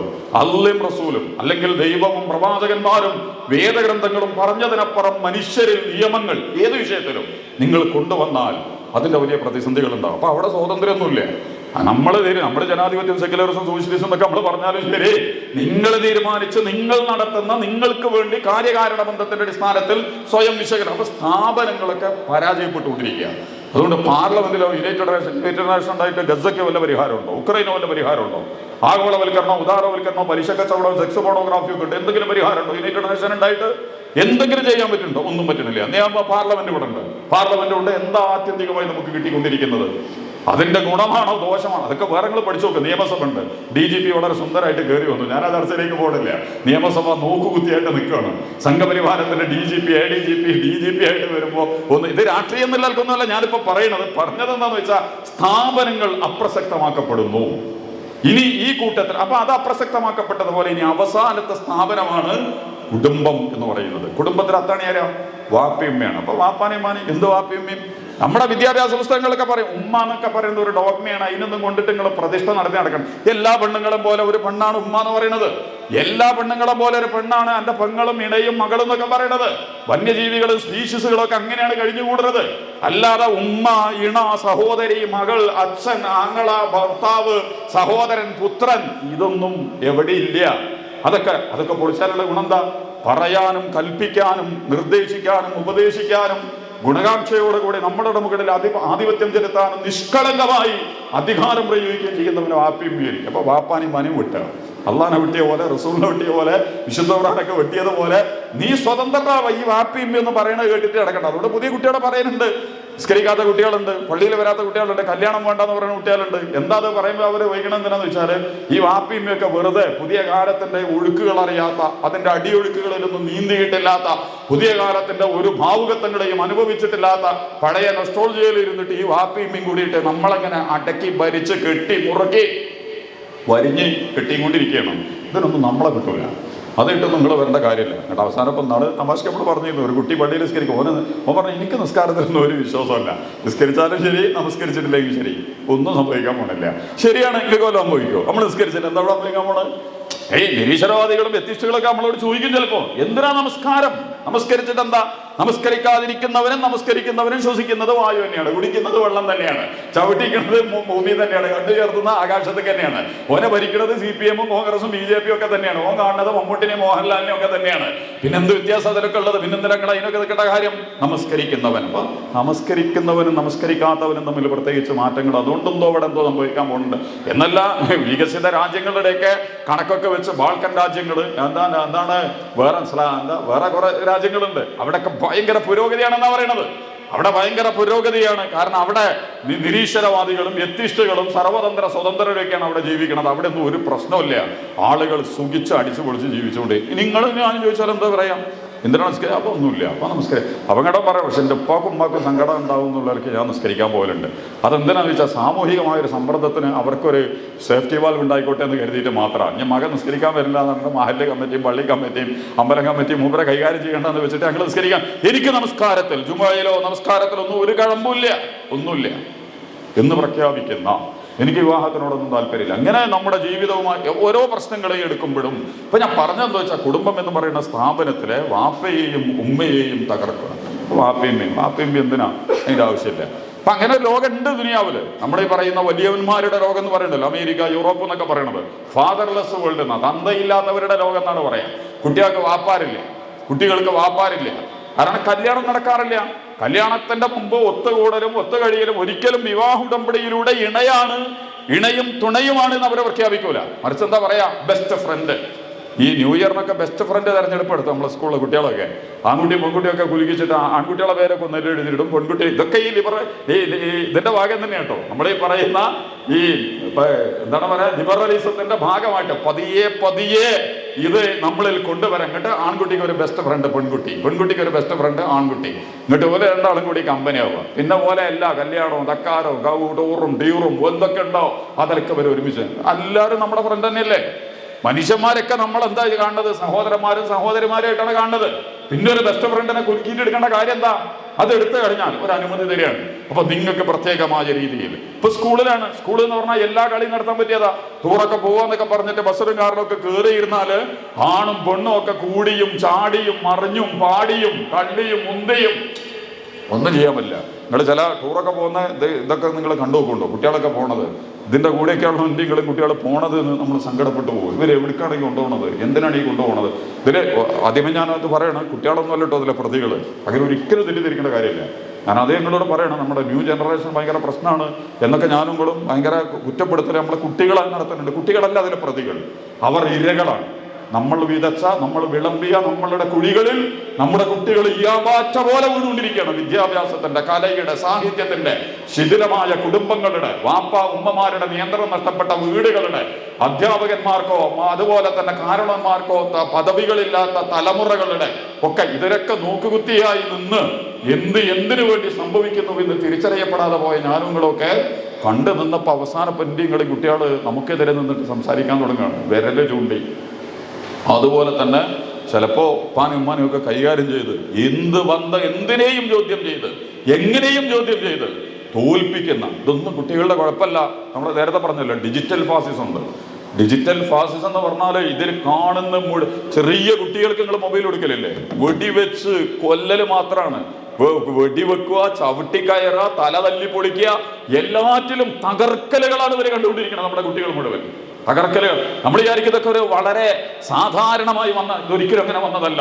നമ്മുടെ ഒരു തലമുറയെ അപകടകരമായി ഇത് കണ്ടു ശീലിച്ചവന് ഉമ്മാന്റെ നെഞ്ചത്ത് കയറും, ഉപ്പാന്റെ നെഞ്ചത്ത് കയറും, അതുപോലെ തന്നെ സഹോദരനെയും ഒക്കെ നെഞ്ചത്ത് കയറും. ഈ കാഴ്ചകൾ നമ്മൾ കൊടുത്തിട്ടുണ്ട്. അതിനു വേണ്ടിയിട്ട് കഴിഞ്ഞ കോവിഡ് കൂടി വന്നപ്പോൾ എല്ലാവരുടെ കയ്യിലേക്ക് ഒരു ഫർദൈന നിർബന്ധ ഈ സാധനം എന്ന് പറയുന്നത്. ഇതൊരു തന്റെ കയ്യിൽ വന്നാൽ ഉണ്ടാകാൻ പോകുന്ന അബദ്ധത്തിന് വല്ല കണക്കും കയ്യും ഉണ്ടോ എന്നുള്ളത് വേറെ എവിടെ ആലോചിച്ചു. സകല നശീകരണം. പലരും പറയുന്നുണ്ട് ഡിജിറ്റൽ ഫാസ്റ്റിംഗ് എന്ന് പറഞ്ഞാല് ഒരു നോമ്പ്. ഡിജിറ്റൽ ഈ വിഷയത്തിൽ നിങ്ങളൊരു നോമ്പെടുക്കണം. നമ്മുടെ വീടിനെ തകർക്കുന്നതിൽ, കുടുംബത്തെ തകർക്കുന്നതിൽ, ബന്ധങ്ങളെ തകർക്കുന്നതിൽ ഏറ്റവും നിർണായകമായ പങ്ക് വഹിക്കുന്ന അപകടകരമായ വസ്തുക്കളിലൊന്നായി ഈ സാധനം മാറിക്കൊണ്ടിരിക്കുകയാണ്. കമ്മ്യൂണിക്കേഷന് വേണ്ടിയിട്ടാണ് ഇത് വന്നതെന്നൊക്കെയാണ് പറയുക ആളുകൾ. ഇത് നിങ്ങൾ ആലോചിച്ചാൽ മതി. ഇത് വന്നതിന് ശേഷം പാപ്പയും വീട്ടൊക്കെ കമ്മ്യൂണിക്കേഷൻ ഉഷാറായ, പണ്ടത്തതിനേക്കാൾ നല്ല കമ്മ്യൂണിക്കേഷൻ, ഇണകളുമായിട്ട് നല്ല കമ്മ്യൂണിക്കേഷൻ, മക്കളുമായിട്ട് ഭയങ്കര കമ്മ്യൂണിക്കേഷൻ, അയൽപക്കവുമായി ഭയങ്കര കമ്മ്യൂണിക്കേഷൻ നടക്കുന്നുണ്ടോ എവിടെയെങ്കിലും? നിങ്ങൾക്ക് ആർക്കെങ്കിലും തോന്നിയിട്ടുണ്ടോ? ഒരു കമ്മ്യൂണിക്കേഷനും ആവശ്യമില്ലാത്തവരോട് അനാവശ്യമായ അപകടകരമായ കമ്മ്യൂണിക്കേഷനുകൾ, അതാണ് ഇതിൽ നടക്കുന്നത്. ഫാസിസത്തിന്റെ, സെക്സ് പോണോഗ്രാഫിയുടെ, അതുപോലെ തന്നെ എന്താ പറയാ, അധികാര പ്രയോഗങ്ങളുടെ, പരിഹാസങ്ങളുടെ, അടിച്ചമർത്തലുകളുടെ, ക്യാപിറ്റലിസവും ഫാസിസവും ഒക്കെ അതിനാണ് ഇത് ഉപയോഗിച്ചുകൊണ്ടിരിക്കുന്നത്. ഇതിന്റെ വെള്ളം കൊടുത്തിട്ട് ഇതിൻ്റെ ഉള്ളിലേക്ക് ഇന്ത്യങ്ങളേക്ക് കുട്ടികളെ കൊണ്ടുപോയിട്ട് ചാടിക്കുക. ഇതിൻ്റെ സൂക്ഷ്മതയൊക്കെ നമ്മൾ വേറെ വെക്കണം. ഇന്ത്യങ്ങളെയൊക്കെ വീട്ടിൽ വന്നാലും നാളിപ്പോൾ നേരത്തെ പറഞ്ഞല്ലോ, ഒരു കുട്ടീനോട് എന്താ ഈ രണ്ടാൾക്കാർ അയൽപക്കത്ത് കൂടെ നടന്നുകൊണ്ട് റോഡിൽ കൂടെ, അപ്പോൾ ഒരാൾ നോക്കിയിട്ട് പറഞ്ഞു നമ്മൾ തമ്മിൽ എവിടെയോ കണ്ടിട്ടുണ്ടല്ലോ പറഞ്ഞു. നമ്മളെവിടെയോ കണ്ട്. അപ്പോൾ ചോദിച്ചു നിങ്ങൾ ഇൻസ്റ്റാഗ്രാമിലുണ്ടോ ചോദിച്ചു. ആ ഗ്രാമൊന്നും നമുക്ക് പരിചയമില്ല എന്ന് പറഞ്ഞു. എന്നാൽ ഫേസ്ബുക്കിലുണ്ടാവുന്നുണ്ട്. ആ ബുക്കൊന്നും നമ്മൾ ഇതുവരെ വാങ്ങിയില്ല എന്ന് മറ്റേ ആൾ. എന്നാൽ പിന്നെ യൂട്യൂബ് അമ്മാതിരി ട്യൂബൊന്നും നമ്മളെ വരെ നമ്മൾ ഇട്ടിട്ടുന്നല്ല, ഇതുവരെ ഇട്ടിട്ടില്ല. എന്നാൽ പിന്നെ നമ്മൾ തമ്മിൽ എവിടെയാണ് കണ്ടിരിക്കണത്? ഇവിടെ 12 കൊല്ലമായിട്ട് നിന്റെ അയൽപക്കത്താണ് ഞാൻ താമസിക്കണത്. നിന്റെ അയൽപക്കത്ത് ഞാൻ ഈ ഇൻസ്റ്റാഗ്രാമും ഫോളോഗ്രാമും സോഷ്യൽ മീഡിയ എന്ന് പറഞ്ഞിട്ട് ഇതിൻ്റെ ഉള്ളിൽ കൂടെ കയറി ഇറങ്ങി നിരങ്ങി എല്ലായിടത്തും കൂടി നീ പോയിട്ടുണ്ട്. പക്ഷെ ഇത് അയൽപക്കത്തെ പ്രശ്നമല്ല. വീട്ടിലെ ഉമ്മാനെ അറിയില്ല നമ്മളെ മക്കൾക്ക്, ഉമ്മാക്ക് മക്കളെ അറിയില്ല. ഇത് മക്കളെ പ്രശ്നമല്ല. മക്കൾക്കും കൂടി മൊബൈൽ എടുത്തിട്ട് ഉമ്മ മൊബൈലിട്ട് ഉപ്പ മൊബൈലിട്ട് ഒരു ഭാഗത്തിരിക്കും. എല്ലാവരുടെ കയ്യിലും മൊബൈലാണ്. ഒരു വീട്ടിലേക്ക് കയറി വന്നു കഴിഞ്ഞാൽ അതുകൊണ്ട് ഇതിന്റെ ഡിജിറ്റൽ ഫാസ്റ്റിംഗ് എന്ന് പറയുന്നത് എല്ലാ തലത്തിലും ഇതെന്തൊരു എല്ലാത്തിനും ഒരു ടൈം ടേബിൾ വേണമല്ലോ. കുളിക്കുന്നതിന്, നടക്കുന്നതിന്, കിടക്കുന്നതിന്, ഉണ്ണുന്നതിന്, ഉറങ്ങുന്നതിന്, നിസ്കരിക്കുന്നതിനൊക്കെ എന്തുണ്ട്? ഉച്ചഭക്ഷണം ഉച്ചക്ക് കഴിക്കാം, രാത്രി ഭക്ഷണം രാത്രി കഴിക്കാം, രാവിലെ ഭക്ഷണം പ്രഭാതം രാവിലെ കഴിക്കാം. അതേപോലെ കളിക്കേണ്ട സമയം രാവിലെ വൈകുന്നേരമാണ്, അല്ലാതെ 12 മണി രാത്രിയല്ല കളിക്കേണ്ടത്. അപ്പൊ അങ്ങനെയൊക്കെ തല തിരിഞ്ഞപ്പോൾ ഈ മറ്റേ ടർഫ് എന്നൊക്കെ പറഞ്ഞിട്ട് മലപ്പുറത്തൊക്കെ ഉണ്ട് കാണ്ടമാനം. 12 മണിക്ക് ശേഷം 1 മണി വരെ 2 മണി വരെ കളിയാണ്. ആരാണോ ലോകത്ത് ഒരു ജൈവ വസ്തു ആ നേരെ ഇരുന്നിട്ട് കളിക്കണില്ല, ജീവനുള്ള ഒരു വസ്തു കളിക്കണില്ല, വിഡ്ഢിയായ മനുഷ്യൻ. അപ്പൊ പോയിട്ട് എന്നിട്ട് ആ കളി കഴിഞ്ഞിട്ട് ഭക്ഷണം കഴിക്കുക. മറ്റേ അനാക്കൊണ്ട ഇര മുണങ്ങണ പോലെ നല്ല മറ്റെന്താ പറയാ, ഈ പറഞ്ഞ പല സൈസ് സാധനങ്ങളുണ്ടല്ലോ. ഭക്ഷണം എന്ന് പറയുന്നത് ഒരിക്കലും ഈ ലിബറലിസത്തിന്റെ വേറെ ഭാഗം കൂടിയാണ്. രുചികൾ നഷ്ടപ്പെടുത്തി രുചികൾ ആസ്വാദികരമാക്കി മാറ്റാൻ പറ്റുന്ന വിഭവങ്ങൾ പുറമെ ഏറ്റവും നല്ല ഭക്ഷണം ഏതാണ്? വീട്ടിലുണ്ടാക്കുന്ന ഭക്ഷണം. ആർക്കാണ് വിഷയമുള്ളത്? കാരണം ഏറ്റവും നന്നായിട്ട് വൃത്തിയിൽ കഴുകി ഒരു മീന് ഏറ്റവും നന്നായിട്ട് ആരാ കഴുകുക? നമ്മളെ വീട്ടിലെ ഉമ്മയാണ് കഴുകുക, പെങ്ങളാണ് കഴുകുക, അല്ലെങ്കിൽ നമ്മളാണ് കഴുകുക. ഈ വാപ്പാക്കും കഴുകുക, ഉമ്മാക്കും കഴുകുക, ആങ്ങൾക്കൊക്കെ കഴുകുക, പ്രശ്നമില്ല. പക്ഷെ എന്നാലും അവിടെ അതേസമയം ഹോട്ടലിലെ മീന് എത്ര കൂടിയ ഭക്ഷണങ്ങൾ ഒരുമിച്ച് പാചകം ചെയ്യുന്നോ അത്രയും അതിന് തകരാറുണ്ടാവും. എത്ര കുറച്ച് ഭക്ഷണം ഒരാൾ പാചകം ചെയ്യുന്ന അത്രയും വൃത്തിയും അന്തസ്വയനുണ്ടാവും. അപ്പൊ ഞാനും കൂടെ ആശുപത്രിയിൽ നിന്ന് ഒഴിഞ്ഞ നേരമല്ല, കാലിന്റെ തള്ളവിരല് കടച്ചല്, അത് കഴിഞ്ഞാൽ നെരിയാടിക്ക് പിടുത്തം, മസില് കടച്ചല്, മുട്ടുവേദന, തൊടയില് വലിവ്, അരക്കെട്ടര ഉളുക്ക്, ഇവിടുന്ന് കിട്ടിയ പള്ളന്റെ ഉള്ളിൽ ഗ്യാസ്, ഇവിടെ കയറിയ വാരിയലിന്റെ ഉള്ളിൽ കൂടെ വേദന, ചുമല് വേദന, മുട്ടിന് വേദന, ഇങ്ങോട്ട് കയറിയ പിന്നെ ആകെ പ്രശ്നമാണ്. തല പുകഞ്ഞുകൊണ്ടേയിരിക്കുകയാണ്. അടി മുതൽ മുടി വരെ രോഗമാണ്. എല്ലാ രോഗത്തിന്റെ ഹെഡ് ഓഫീസർ റസൂൽ പറഞ്ഞിട്ടുണ്ട് വയറാണെന്ന്.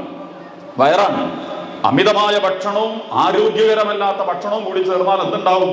എല്ലാ രോഗം ഉണ്ടാവും. അപ്പോൾ പുറത്താണ് ഭക്ഷണം മുഴുവൻ. അപ്പോൾ പുറത്തുനിന്ന് ഭക്ഷണം കഴിച്ചിട്ട് അകത്തേക്ക് ബാത്റൂമിൽ പോകാൻ വേണ്ടിയിട്ട് ഇങ്ങോട്ട് വരും. ഇപ്പം അങ്ങനെ പണ്ടുന്ന കുഞ്ഞുണ്ണി ഭാഷയുടെ പറഞ്ഞ് പുറത്തുനിന്ന് ഭക്ഷണം കഴിച്ച് വന്നിട്ട് നേരെ അകത്തേക്ക് പാതകം. പണ്ട് അങ്ങനെയല്ല, അകത്തുനിന്ന് ഭക്ഷണം കഴിച്ചിട്ട് പുറത്തേക്ക് പോകലായിരുന്നു. ഇപ്പൊ പുറത്തുനിന്ന് ഭക്ഷണം കഴിച്ചിട്ട് അകത്തേക്ക് വരലാണ് പരിപാടി നടത്താൻ വേണ്ടിയിട്ട്, ഇതിന് വേണ്ടിയിട്ട് എന്ന് പറഞ്ഞ പോലെ. പുറമെ നിങ്ങൾ എപ്പോഴെങ്കിലും ഒരു രസത്തിനോ രുചിക്കോ ഒക്കെ ഒന്നും പുറത്തു പോകുന്നതിനെ കുറിച്ചോ കഴിക്കുന്നതിനെ കുറിച്ചൊന്നുമല്ല പറയണത്. നേരെ അതുപോലും എന്താണ് രസം? എവിടേക്കാണ് നമ്മൾ കൂടെ പോകേണ്ടത്? എവിടേക്കാണ്? ഇപ്പോൾ ടൂറാണ്. എവിടേക്കും ടൂറ്. എങ്ങോട്ടാണ് ടൂറ്? ഏതെങ്കിലും സ്ഥലത്തേക്ക് വെറുതെ കൊടൈക്കനാലിൽ പോകണം, ഊട്ടി പോകണം, മറ്റോടത്ത് പോകണം, മഞ്ചാടി പോകണം, ഗവി പോകണം, നേരത്തെ പറഞ്ഞ മഞ്ഞുമല വയസ്സ് പോയാൽ അവിടെ പോകണം. എല്ലായിടത്തും നമുക്ക് പോയിരിക്കണം. എളാപ്പാന്റെ വീട്ടിൽ പോകാൻ പാടില്ല, മൂത്താപ്പാന്റെ വീട്ടിൽ പോകാൻ പാടില്ല, വല്യമ്മാന്റെ വീട്ടിൽ പോകാൻ പാടില്ല, വല്യപ്പാന്റെ വീട്ടിൽ പോകാൻ പാടില്ല, ഉമ്മാന്റെ അനിയത്തിന്റെ വീട്ടിൽ പോകാൻ പാടില്ല, ആങ്ങളയുടെ വീട്ടിൽ പോകേണ്ടത് എവിടുക്കാം? നമ്മളുടെ ഈ പണ്ടൊക്കെ നമ്മൾ അങ്ങനെയല്ലേ വിരുന്ന് പോയത്. അവിടെ പോയി ഇരുന്നിട്ട് ഉള്ളതുണ്ടാക്കി കഴിച്ച് എന്തൊരു സന്തോഷത്തിൽ. ഇന്നത്തെ പോലെ വലിയ വീടോ ഇന്നത്തെ പോലെ വലിയ റൂമുകളോ ഇല്ലാഞ്ഞിട്ട് പോലും, വിഭവസമൃദ്ധമായ ഭക്ഷണങ്ങളൊന്നും ഇല്ലാഞ്ഞിട്ട് പോലും ആ പട്ടിണിയുടെ കാലത്ത് എന്തൊരു രസത്തിലാണ് ഭക്ഷണം. ഇന്ത്യയും കുട്ടികൾക്ക് അങ്ങനത്തെ ഒരു ഓർമ്മ കിട്ടും നിങ്ങൾക്ക് തോന്നുന്നുണ്ടോ? ഇപ്പൊ പുറത്തേക്കാണ് ടൂർ എടുക്കാണ് പോകേണ്ടത്. എടാമാൻ്റെ ഉമ്മ വല്യമ്മയുള്ള വീട്, ഉപ്പാന്റെ ഉമ്മ എവിടെയുള്ള വെച്ചാൽ അങ്ങോട്ട് കൊണ്ടുപോകും കുട്ടികളെ. അപ്പൊ ഉമ്മ കട്ടലിൽ കിടക്കണമൊക്കെ കാണണം. അപ്പൊ അവിടുത്തെ ഉമ്മയും ഈ കുട്ടിയുടെ ഉമ്മയും കൂടിയിട്ട് ഉമ്മാനെ കൈ പിടിക്കണതും പൊന്തിക്കണതും തലോടി കൊടുക്കണതും വെള്ളം കൊടുക്കണതും ഒക്കെ ആരെ കാണണം? നമ്മുടെ കുട്ടി കാണണം. അപ്പൊ നമുക്കും ഇഷ്ടം അങ്ങനെയൊന്നും ചെയ്യാം. നിങ്ങൾക്കല്ലോ പൊതുവേ നമുക്കൊക്കെ ഇനിയിപ്പോൾ ഉമ്മയൊക്കെ അതിലിപ്പോൾ തർക്കം നടന്നുകൊണ്ടിരിക്കുക. വാപ്പാനെയും മാനെയും ആരാണ് നോക്കേണ്ടത് എന്നുള്ള വലിയ തർക്കങ്ങളിലേക്ക്. ഏട്ടനാണോ നോക്കേണ്ടത്, അനിയനാണോ നോക്കേണ്ടത്, ഗൾഫ് പോയവരാണോ നോക്കേണ്ടത്, നാട്ടിലുള്ളവരാണോ നോക്കേണ്ടത്, അതേപോലെ എന്താണ് പുതിയാപ്പിളയുടെ ഭാര്യയെ ആര് നോക്കണം, പുതിയാപ്പിളന്റെ ഉമ്മാനെ പെണ്ണ് നോക്കാൻ ഞാൻ നോക്കേണ്ട ബാധ്യത. ചില പെണ്ണുങ്ങൾ സംശയം ചോദിക്കുന്നുണ്ട്. ഇപ്പോൾ പുതിയാപ്പിളന്റെ ഉമ്മാനെ നോക്കുക, ഞാൻ എൻ്റെ ഉമ്മാനെ നോക്കുക. അപ്പൊ നമ്മളെ ചോദിക്കും ഓടമ്മാനെ നോക്കേണ്ട ബാധ്യത ഇരിക്കെന്താ? യഥാർത്ഥത്തിൽ എല്ലാ ഉമ്മയും ആ ഖുർആൻ ഉമ്മ മാതാപിതാക്കളുമായി ബന്ധപ്പെട്ട് പറഞ്ഞതിന്റെ ചുരുക്കം എന്താണെന്ന് ചോദിച്ചാൽ, നിങ്ങൾ വിരുന്ന് പോ ജ്യേഷ്ഠത്തിയുടെ വീട്ടിലേക്ക്, അനിയത്തിയുടെ വീട്ടിലേക്ക്, വല്യമ്മയുള്ളടത്തേക്ക്, സഹോദരന്മാരെ രോഗികളുള്ളടത്തേക്ക്, മരിച്ചിടത്തേക്ക്, പ്രശ്നങ്ങളുള്ളടത്തേക്ക്, അവിടെയൊക്കെ ചെല്ല്. സന്തോഷവും സങ്കടമൊക്കെ പങ്കുവെക്കാൻ ആ ടൂറൊക്കെ പോയിട്ട് മറ്റേ ടൂറാണ്, കണ്ടമാനം ടൂറുകൾ എല്ലാ ഭാഗത്തും. അതും ഗാങ്ങും കമ്പനി, നേരത്തെ പറഞ്ഞ മതി അതിനാ സ്വദേഹു അഫ്സ അബാഹു, പാപ്പാനൊക്കെ അകറ്റി കണ്ട ഗാങ്ങിലേക്കൊക്കെ ചേർന്ന് എന്താണ് റജുല ഇമ്രാത്തഹു, പെണ്ണിനെ അനുസരിക്കണ ആണുങ്ങൾ ഉണ്ടാവുക. ഉമ്മാനെ നോക്കൂല, ഉമ്മാർക്കെതിരെ നിങ്ങളൊക്കെ ഉമ്മാരാണ്, പക്ഷെ നിങ്ങൾ എന്ത് ചെയ്യണം, ഭർത്താവിന്റെ ഉമ്മാനെയും നിങ്ങളുടെ ഉമ്മാനെയും ഒരേ പരിഗണന വെച്ച് നോക്കണം. ഉമ്മാർക്ക് പ്രശ്നങ്ങളൊക്കെ ഉണ്ടാവും കേട്ടോ, അത് വേറെ നമ്മൾ പറയേണ്ടതാണ്. ഉമ്മാർക്കും ഉപ്പാർക്കും ഒക്കെ വളരും തോറും അവരുടേതായ കുറെ പ്രശ്നങ്ങൾ, അവർ ജീവിച്ച കാലവും അവർ വന്ന കാലവും ഒക്കെ അതിൻ്റെതായ പ്രശ്നങ്ങളുണ്ടാവും. പക്ഷെ എങ്കിൽ പോലും എന്ത് ചെയ്യണം,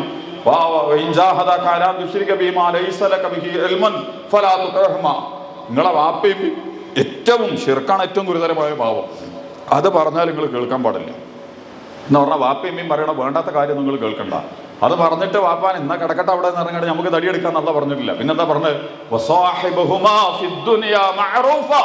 ദുനിയാവില് എന്ത് അപകടകാരിയായ വാപ്പയമ്മയാണെങ്കിലും ശരി ആ വാപ്പാനെയമ്മ നിങ്ങൾ സംരക്ഷിക്കണം.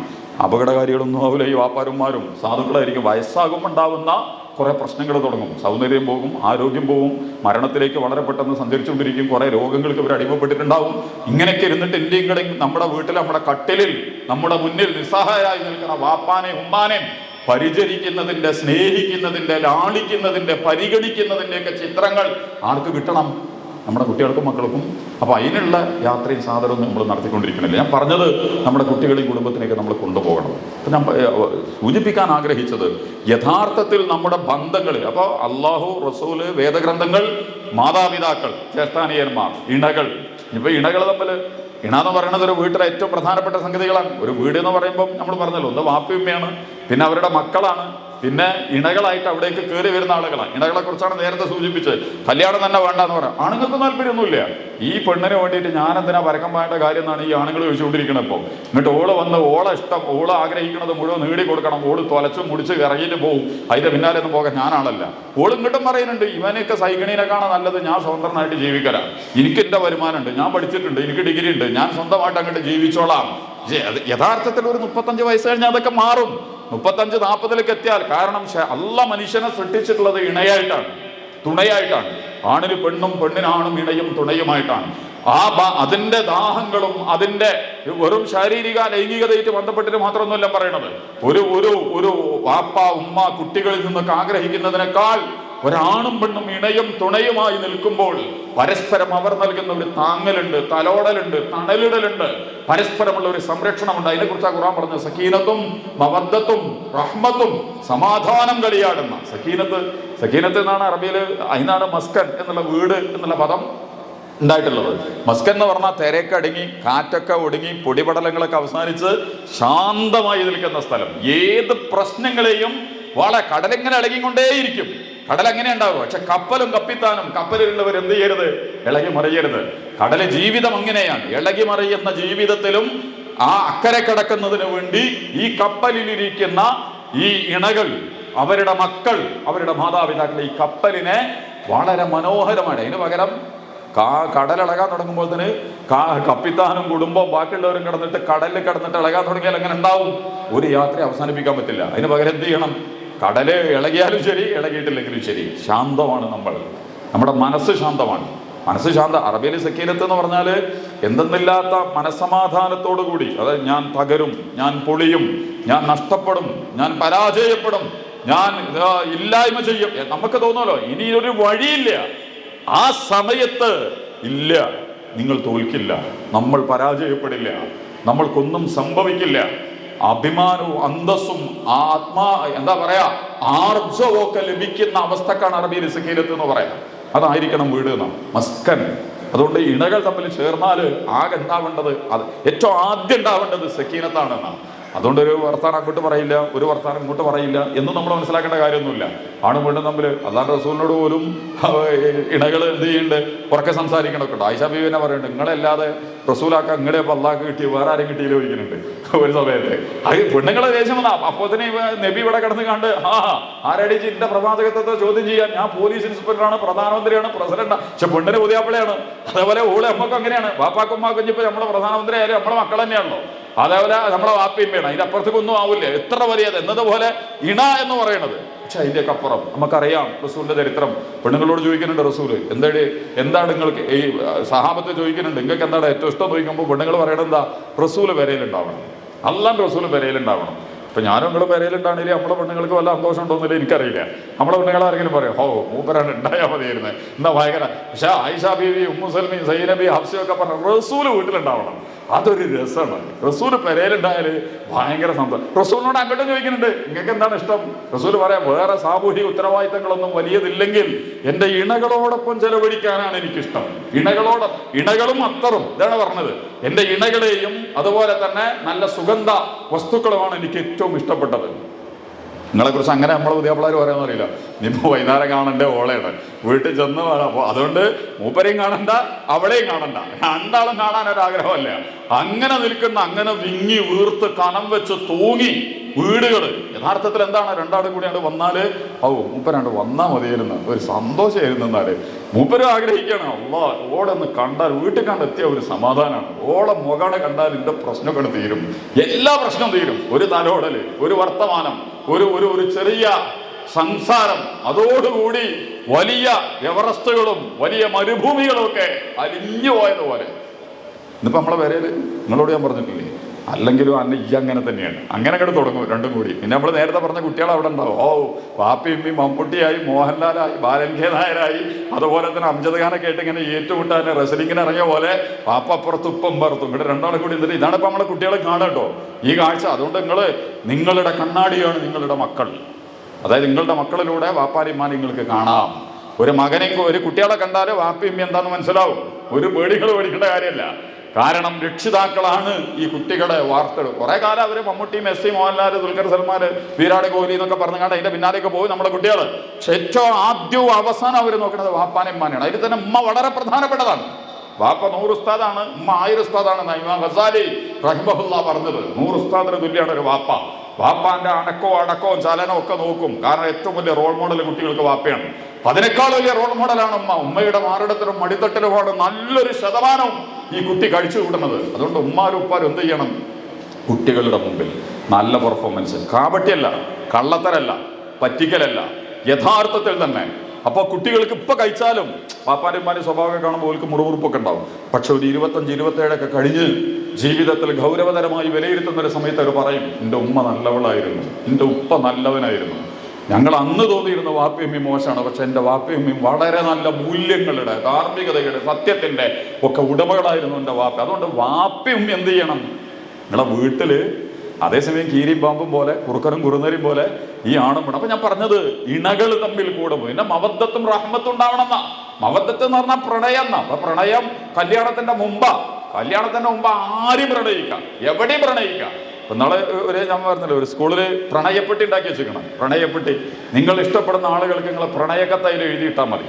ആ പാർട്ടിയുടെ ആളുകൾ വന്നിട്ട് അത് എടുത്തിട്ട് ബന്ധപ്പെട്ട ആളുകൾക്ക് എത്തിച്ചു കൊടുക്കും, പ്രണയപ്പെട്ടി എന്ന് പറഞ്ഞിട്ട്. അപ്പം ഞാൻ ചോദിക്കേണ്ടത്, എൻ്റെ ഉമ്മാനെ പ്രണയിക്കാൻ പറ്റുമോ? എൻ്റെ പെങ്ങളെ പ്രണയിക്കാൻ പറ്റുമോ? എൻ്റെ മകളെ? പിന്നെ അതിൻ്റെ ഹലാലോ ഹറാമോ ആരൊക്കെയാണ്? ടീച്ചറെ പ്രണയിക്കാൻ പറ്റുമോ? മാഷ പ്രണയിക്കാൻ പറ്റുമോ? പ്രണയത്തിൻ്റെ അതിരേതാ? അതിൻ്റെ വരമ്പേതാ? അപ്പൊ പ്രണയം, ക്യാമ്പസിൽ പ്രണയം നടക്കട്ടെ, സർഗാത്മകത ഉണ്ടാകാൻ. എന്നിട്ട് ഈ ആമ്പാറ്റ പോലെ നമ്മളെ കുട്ടികളെ വന്ന് വീഴുകയാണ്. ഈ ആൺകുട്ടിയും പെൺകുട്ടിയൊക്കെ പോകണം വരുന്നതൊക്കെ കാഴ്ചകൾ കണ്ടിട്ടില്ലേ?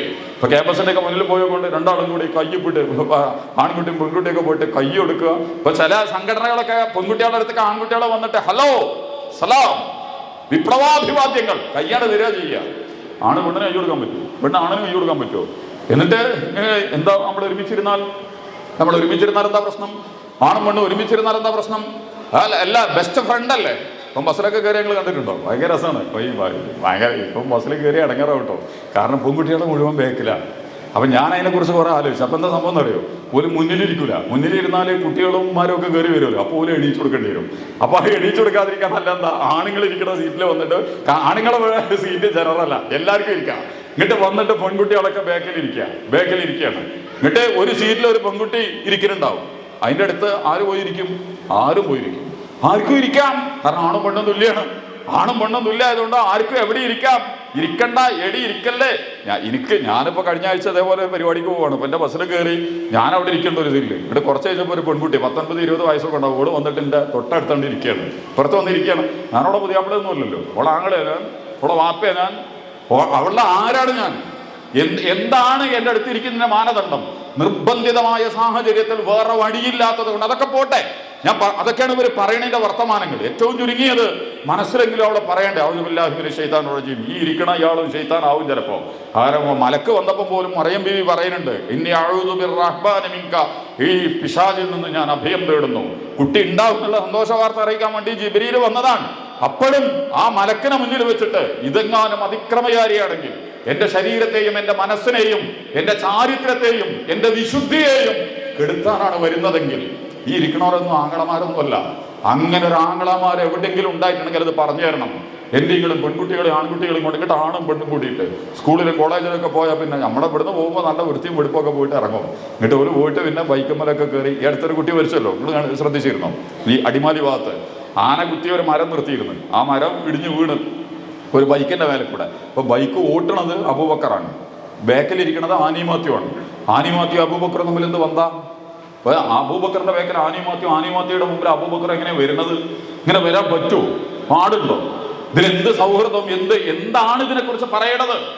യഥാർത്ഥത്തിൽ ഒരു അന്യ ആണും അന്യ പെണ്ണും തമ്മിൽ ഒറ്റക്കാകണമെങ്കിൽ വിവാഹ ഉടമ്പടിയിലൂടെ മാത്രമേ ഇസ്ലാം സമ്മതിച്ചിട്ടുള്ളൂ.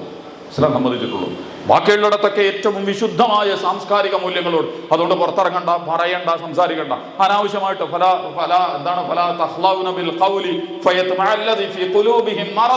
കൊഞ്ചിക്കൊഴഞ്ഞിട്ടും ആടിക്കൊഴഞ്ഞിട്ടും ഒന്നും ആണുങ്ങളോട് വർത്താനം പറയാൻ നിൽക്കരുത്. നിങ്ങളൊന്ന് വാടിയാൽ ഓനാടെ പടർന്ന് കയറാനുള്ള ബുദ്ധിയിലാണ് ഉണ്ടാവുക. അതുകൊണ്ട് അവരോട് നിങ്ങൾ കൊഞ്ചിക്കൊടഞ്ഞ് സംസാരിക്കരുത്. പറയാനുള്ളത് വെട്ടി തുറന്ന് പറയേണ്ടതുണ്ടെങ്കിൽ. ഒന്നും പറയാനില്ലെങ്കിൽ വെറുതെ പോയിട്ട് ആരോടൊന്നും പറയാൻ നിൽക്കണ്ട. ആണ് പെണ്ണിനോടും പെണ്ണ് ആണിനോടും. ഇത് ഒരാളോട് മാത്രമല്ല, ഒരാവശ്യമില്ലാത്ത ഒരു പെണ്ണിനോട് ആണ് പോയിട്ട് സംസാരിക്കേണ്ടതില്ല, ഒരാണ് പോയിട്ട് പെണ്ണിനോട് സംസാരിക്കേണ്ടതില്ല. ആവശ്യമുള്ളതാണ് പറയുന്നതെങ്കിൽ അവിടെ പോലും എന്ത് പറയുന്നുണ്ട്? ഫലാ തഖ്ലൗന ബിൽ ഖൗലി. കൊഞ്ചി കുഴഞ്ഞിട്ട് നിങ്ങൾ പീടിയെന്ന് ഒരു സാധനം ചോദിക്കും. ഞാൻ ഇന്നൊരു പീടിയെ കയറി, ഇങ്ങോട്ട് 2 കുട്ടികൾ വന്ന് കണ്ട് അവിടെ അതുണ്ടോ ഇതുണ്ടോ എന്തിനെങ്ങനെയൊക്കെ ചോദിക്കേണ്ട കാര്യം? ഓളെ വാപ്പി എളാപ്പി ഒന്നും അല്ലല്ലോ അവിടെ ഇരിക്കണത്. ഇതിനെന്താ വില, ഇതിന് എത്ര പൈസക്കാ കിട്ടുക എന്ന് ചോദിച്ചാൽ പോരെ? അതാണ് സംസ്കാരം, അതാണ് അഭിമാനം, അതാണ് അന്തസ്. പക്ഷെ അതിന് പകരം നമ്മുടെ പെൺകുട്ടി വാടുകയാണ്. അവള് ആകെ കൂടി ഇങ്ങോട്ട് ഉടഞ്ഞിട്ട് ഒരു പ്രത്യേകത. അവിടെ ഇരിക്കുന്ന 95 വയസ്സുള്ളവൻ പോലും എന്ത് ചെയ്യും? അപകടം. പണ്ടേ ഞങ്ങളെ അമ്പാടി MPS കോളേജ് ഉണ്ടായിരുന്നു. അമ്പാടി MPS കോളേജിൽ ഒരു പ്രിൻസിപ്പാൾ ഉണ്ടായിരുന്നു. അപ്പോൾ ഒരു പെൺകുട്ടിനെ ആരോ പിടിക്കുകയെന്നൊക്കെ ചെയ്തു പറഞ്ഞാൽ ഭയങ്കര കേസ്. അതിൽ പെൺകുട്ടി എന്ന് പ്രിൻസിപ്പാളുടെ അടുത്ത് കേസ് പറഞ്ഞു. അപ്പോൾ പ്രിൻസിപ്പാൾ പറഞ്ഞ്, ഓലിപ്പോൾ എന്നെ തോണ്ടിയിട്ടല്ലേ ഉള്ളൂ, എൻ്റെ ചേലും കോലമൊക്കെ കണ്ടാൽ എന്താണ് ചെയ്യേണ്ടതെന്നുള്ളത് ഇപ്പോൾ എനിക്ക് മനസ്സിലാവും. ഈ കോലത്തിലൊന്നും നിങ്ങൾ വിശുദ്ധ ഖുർആൻ ആണിനും പെണ്ണിനും ഒക്കെ വേഷവിധാനങ്ങൾ വളരെ കൃത്യമായിട്ട്, അതേപോലെ സംസാരവും പെരുമാറ്റവും ഒക്കെ എങ്ങനെയാവണമെന്ന്. അതുകൊണ്ടാണ് സൂറത്ത് നൂറ് പഠിക്കണം എന്ന് പറഞ്ഞ്. നൂറ് എന്ന് പറഞ്ഞാൽ വെളിച്ചം എന്നാണ് അർത്ഥം. സൂറത്ത് എന്ന് പറഞ്ഞാൽ മതില്, അതിര് എന്നാണ് അർത്ഥം. സൂറത്ത് അൻസൽനാഹ വഫറദനാഹ എന്ന് പറഞ്ഞിട്ടാണ് ആ സൂറത്ത് തുടങ്ങുന്നത് തന്നെ. സദാചാര ബന്ധങ്ങളിൽ, സ്ത്രീ പുരുഷ ബന്ധങ്ങളിൽ, സാമൂഹിക ബന്ധങ്ങളിൽ ആണും പെണ്ണും പാലിക്കേണ്ട മൊറാലിറ്റിയെ, അതിന്റെ സാംസ്കാരിക ഔന്നിത്യത്തെ വളരെ മനോഹരമായിട്ട് സൂറത്ത് നൂറ് നമ്മുടെ മുമ്പിൽ അവതരിപ്പിക്കുന്നുണ്ട്. ഈ ക്യാമ്പയിന്റെ ഭാഗമായിട്ട് മുസ്ലിം സമുദായത്തിൽ നമ്മൾ പറയുന്നുണ്ട്, നിങ്ങൾ സൂറത്ത് നൂറ് പഠിക്കുക, നിങ്ങൾ വായിക്കുക. അതിലാണ് ഏറ്റവും നല്ല അള്ളാഹിനെ കുറിച്ചുള്ള ഏറ്റവും നല്ല ആയത്തുകളിലൊന്ന് അല്ലാഹു നൂറു സമാവാതി വൽ അർദ് ഫതല നൂരിഹി കമിഷ്കാത്തിൻ ഫീഹാ മിസ്ബാഹ് എന്നൊക്കെ പറഞ്ഞിട്ട് ആയത്തുൽ കുർസി പോലെ അള്ളാഹുവിനെ അവതരിപ്പിക്കുന്ന ആയത്തു ആ സൂറത്തിനാണ് ഉള്ളത്. ആ സൂറത്തിന്റെ പേരാണ് നൂറ്. അതിന് സദാചാരവും സ്ത്രീ പുരുഷ ബന്ധങ്ങളും ഒക്കെ വളരെ മനോഹരമായിട്ട് പറയുന്നുണ്ട്. അതിലാണ് പറയുന്നത്. ആടും ഇപ്പോൾ തല വറക്കണതിനെ കുറിച്ച് ഖുർആൻ എവിടെയും പറഞ്ഞില്ല. എവിടെയെങ്കിലും പറയുന്നത് നിങ്ങൾ കേട്ടിരിക്കണം. നേർക്കുനേരം അങ്ങനെ പറയണില്ല. പക്ഷെ മാറ് വറക്കാൻ പറയുന്നുണ്ട്. മാറ് വറക്കാൻ പറയുന്നുണ്ട്. നമ്മളെ പെൺകുട്ടികൾ ഇപ്പോൾ പുറത്തിറങ്ങുമ്പോൾ ഇങ്ങനെ ഷാൾ ഇങ്ങനെ ഇട്ടിട്ടുണ്ടോ? ആൺകുട്ടിയും പെൺകുട്ടിയൊക്കെ കേട്ടോ. ഇത് ഏതെങ്കിലും ഒരു പെൺകുട്ടികളുടെ മാത്രം കേസല്ല ഞാൻ പറയണത്. ആൺകുട്ടികളെ നിങ്ങൾ എടുത്ത് പരിശോധിച്ച് നോക്കിയാലും അവരിട്ടിരിക്കുന്ന പാൻറ്റും അതൊക്കെ ലിബറലിസത്തിന്റെ ഒരു സാധനം തന്നെയാണ്. വേഷവിധാനങ്ങൾ നമ്മൾ വേറെ പഠിക്കണം. ആരാണ് നമ്മളെ ധരിപ്പിക്കുന്നത്, എന്താണ് നമ്മളെ ധരിപ്പിക്കുന്നത്, എങ്ങനെയാണ് അവർ ധരിപ്പിക്കുന്നത്, ഏത് ചേലും കോലവും കെട്ടിയിട്ടാണ് നമ്മൾ പുറത്തിറങ്ങുന്നത്. അള്ളാഹു വിശുദ്ധ ഖുർആനിൽ 2ാമത്തെ വഹയ് ആദിഖറ എന്നാ പറഞ്ഞ്. അതേതായാലും നമുക്കില്ല, വായിക്കലില്ല. നിങ്ങളെ കുറിച്ചല്ലോ പറയണത്. ആദ്യം തന്നെ അള്ളാഹ് പറഞ്ഞെന്താ? വായിക്കണം എന്നാ. നിങ്ങൾ വായിക്കലുണ്ടോ? എന്തെങ്കിലും പുസ്തകങ്ങളെ വീട്ടിൽ നിങ്ങൾ വായിക്കലുണ്ടോ? നിങ്ങളുടെ ബുദ്ധിയുടെ, നിങ്ങളുടെ ചിന്തയുടെ, നിങ്ങളുടെ ബോധത്തിന്റെ, നമ്മളുടെ തിരിച്ചറിവുകളുടെ, നമ്മുടെ അറിവിന്റെ വികാസത്തിന് വേണ്ടിയിട്ടുള്ള വായന. കേവല വായനയെ കുറിച്ചാണ് നമ്മൾ പറയണത്. ഇത്ര നീ വായിക്കണം. ആദ്യം ഇറങ്ങിയിട്ടുള്ള വഹ്യത. അതിൽ തോറ്റാ പിന്നെ ബാക്കിയുടെ അടുത്തൊക്കെ തോൽക്കും. ഇത് പറഞ്ഞിട്ട് പിന്നെ രണ്ടാമത്തെ വഹ്യ് വന്നത് യാ യുഹൽ മുദ്ദസ്സിർ ഖും ഫഅൻദിർ വറബ്ബക ഫകബ്ബിർ വസിയാബക ഫതഹിർ. രണ്ടാമത് ഇറങ്ങിയ വഹ്യ് അതാണ്. നീ എണീക്ക്, ആളുകളോട് പറയാനുള്ള കാര്യങ്ങളൊക്കെ പറയൂ എന്ന് പറഞ്ഞിട്ട് അല്ല പറയണത് എന്താ അറിയോ? വസ്ത്രം വൃത്തിയായിട്ട് വെക്കുക, നല്ല വസ്ത്രം. വസിയാബക ഫതഹിർ. സദാചാരത്തിന്റെ, ധാർമ്മികതയുടെ, സംസ്കാരത്തിന്റെ, വ്യക്തിത്വത്തിന്റെ ഒക്കെ അടയാളമാണ് വസ്ത്രം എന്ന് പറയുന്നത്. അതൊരു അടിഞ്ഞാട്ടവും ആഭാസവും അനാശാസ്യമായിട്ട് മാറാൻ പാടില്ല. വൃത്തിവെടുപ്പുള്ള വേഷം ധരിക്കണം, ആണും പെണ്ണും ഒക്കെ. അപ്പോൾ ആൺകുട്ടികളുടെ വേഷം കണ്ടിരിക്കണം. ആനക്കാല് പോലത്തെ പാൻറ്റാ, മുനിസിപ്പാലിറ്റിയുടെ ഒക്കെ തുടച്ചെടുത്തിട്ടാണോ പോവുക. നമ്മളെ നടന്നു പോകുമ്പോൾ അവൻ്റെ പാൻറ് ഉണ്ടാവും ആകെ കൂടി ആനക്കാല് മാതിരി. ഇപ്പം അങ്ങനത്തെ പാൻറ്റാണ്. അത് വലിച്ചെടുത്തിട്ട് ഉള്ള തുപ്പിയതും കാറിയതും റോട്ടിൽ കിടക്കണതും മുഴുവൻ. എന്താ പെൺകുട്ടിയൊക്കെ നേരെ തിരിച്ചാട്ടാ. അത് നിര്യാണിയുടെ മുകളിൽ ഇവിടെ എത്തിയിട്ടുണ്ട്, പാൻറ് കയറി ഇവിടെ എത്തിയിട്ടുണ്ട്. ആണുങ്ങളോടത് പറയേണ്ടത് നിര്യാണിന്റെ മുകളിൽ താഴേക്ക് വന്നാൽ അഹങ്കാരമാണെന്ന്. പെൺകുട്ടിയൊക്കെ ഒരു അഹങ്കാരമല്ല, ഓല് കയറ്റി മുട്ടിന്റെ താഴെ വെച്ചിട്ടുണ്ട്. ഇനി അവിടെ അങ്ങോട്ട് പൊന്തുണതിനെ കുറിച്ച് ആൺകുട്ടികൾ ചെക്കന്മാരാണെങ്കിലോ അവിടെ ഇറക്കി അങ്ങോട്ട് കൊണ്ടുപോയിട്ട് അങ്ങോട്ട് കൊടുക്കും. എന്നാൽ കുപ്പായ എത്ര വലിപ്പം ഉണ്ടാവുള്ളൂ? ഇപ്പോഴത്തെ കുപ്പായം കണ്ടിരിക്കണം നിങ്ങൾ. ചെക്കന്മാര് കൈയൊക്കെ പൊന്തിച്ചാൽ അണ്ടർ ഗ്രൗണ്ട് മുഴുവൻ നമുക്ക് കാണാം. അപ്പോൾ വന്ന് നമ്മുടെ സീറ്റിന്റെ അടുത്താ വന്നിരിക്കുക. ഇങ്ങോട്ട് വന്നാൽ പാൻറ്റെല്ലാം നമ്മൾ കാണാം. പാൻറ്റിന്റെ അടിയിലിട്ടതോ അതിന്റെ അടിയിൽ വല്ല ഏലസും ചക്കറൊക്കെ ഉണ്ടെങ്കിൽ ഇതൊക്കെ നമുക്ക് കാണാം. വളരെ ഭംഗിയായിട്ട് നിങ്ങളുടെ മക്കൾ ഇറങ്ങണതായി പറയണത്. നമ്മൾ നോക്കണ്ട ഈ വാപ്പിയും ഇവൻ എന്തിട്ടിട്ടാണ് ഈ പോണത്, എന്ത് സർക്കസിലെ കോമാളിയാണ് ഇവൻ, ആരാണ് ഇവർ ഈ വേഷം കെട്ടിക്കൊണ്ടിരിക്കുന്നത്. മുടി പറയണ്ട, കൈപ്പങ്ങൾക്ക് പന്തലിട്ട പോലെ ആകെ കൂടി അതിങ്ങനെ എവിടെയൊക്കെ തുരപ്പം കയറി കടിച്ചുകൊണ്ടായ പോലെ നമ്മുടെ ചെറിയ കുട്ടിയുടെ മുടിയടക്കം. ഇതൊക്കെ നമ്മൾ കാഴ്ചക്കാരായിട്ട് നിൽക്കുകയാണ് നമ്മുടെ വാപ്പ അമ്മ എന്ന് പറയണത്. ഇതൊന്നും കുട്ടികളുടെ കേസല്ല. ഇതൊക്കെ പറയേണ്ടത് ആരാ? ബാർബർ ഷാപ്പ് കൊണ്ടായ ഓന് തോന്നിയ പോലെ വെട്ടേണ്ടതല്ലല്ലോ നമ്മുടെ കുട്ടിയുടെ തല. നമ്മുടെ കുട്ടിയുടെ തല ആദർശത്തിന്റെയും സംസ്കാരത്തിന്റെയും സൗന്ദര്യത്തിന്റെയും വ്യക്തിത്വത്തിന്റെയൊക്കെ അടയാളമായിട്ടാണ് നിൽക്കേണ്ടത്. ശൈത്താന്റെ തല പോലെ അതിങ്ങനെ പടർന്ന് പന്തലിച്ച് ഇങ്ങനെ കുലുക്കി അത് വേറെ കോലത്തിലൊക്കെ ഇത് കണ്ട എന്താണ് ഇടയ്ക്ക് ഇങ്ങനെ ഒരു ഭീഷണ.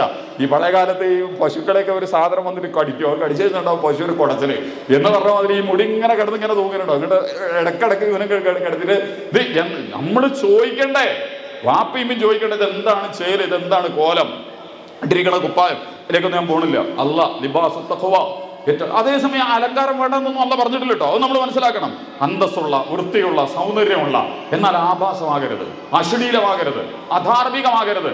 ഇന്നല്ലാഹ ജമീലുൻ യുഹിബ്ബുൽ ജമാൽ.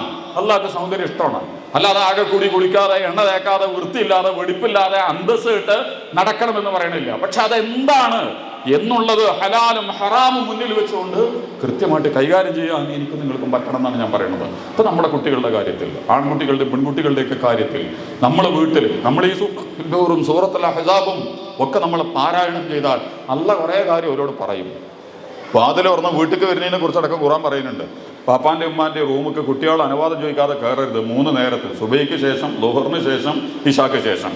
പാപ്പ മക്കളോട് പോലും, മുതിർന്ന മക്കളോട്, ചെറിയ കുട്ടീനോടല്ലേ പറയണത്. നമ്മളെ കുട്ടികൾക്ക് മനസ്സിലാവണമല്ലോ, നിങ്ങൾ വസ്ത്രം അഴിച്ചു വെക്കുന്ന സമയമാണ്. അള്ളാഹ്ക്ക് ഇതൊന്നും പറയാൻ മടിയില്ല. അള്ളാഹ് വളരെ അപ്പൊ അത്രയും വാപ്പയുടെയും ഉമ്മയുടെയും റൂമിന്റെ സ്വകാര്യത പോലും അപ്പുറത്തേക്ക് കുട്ടിയോട് എങ്ങനെ പെരുമാറണമെന്ന് ഖുർആൻ വേറെ പറയുന്നുണ്ട്.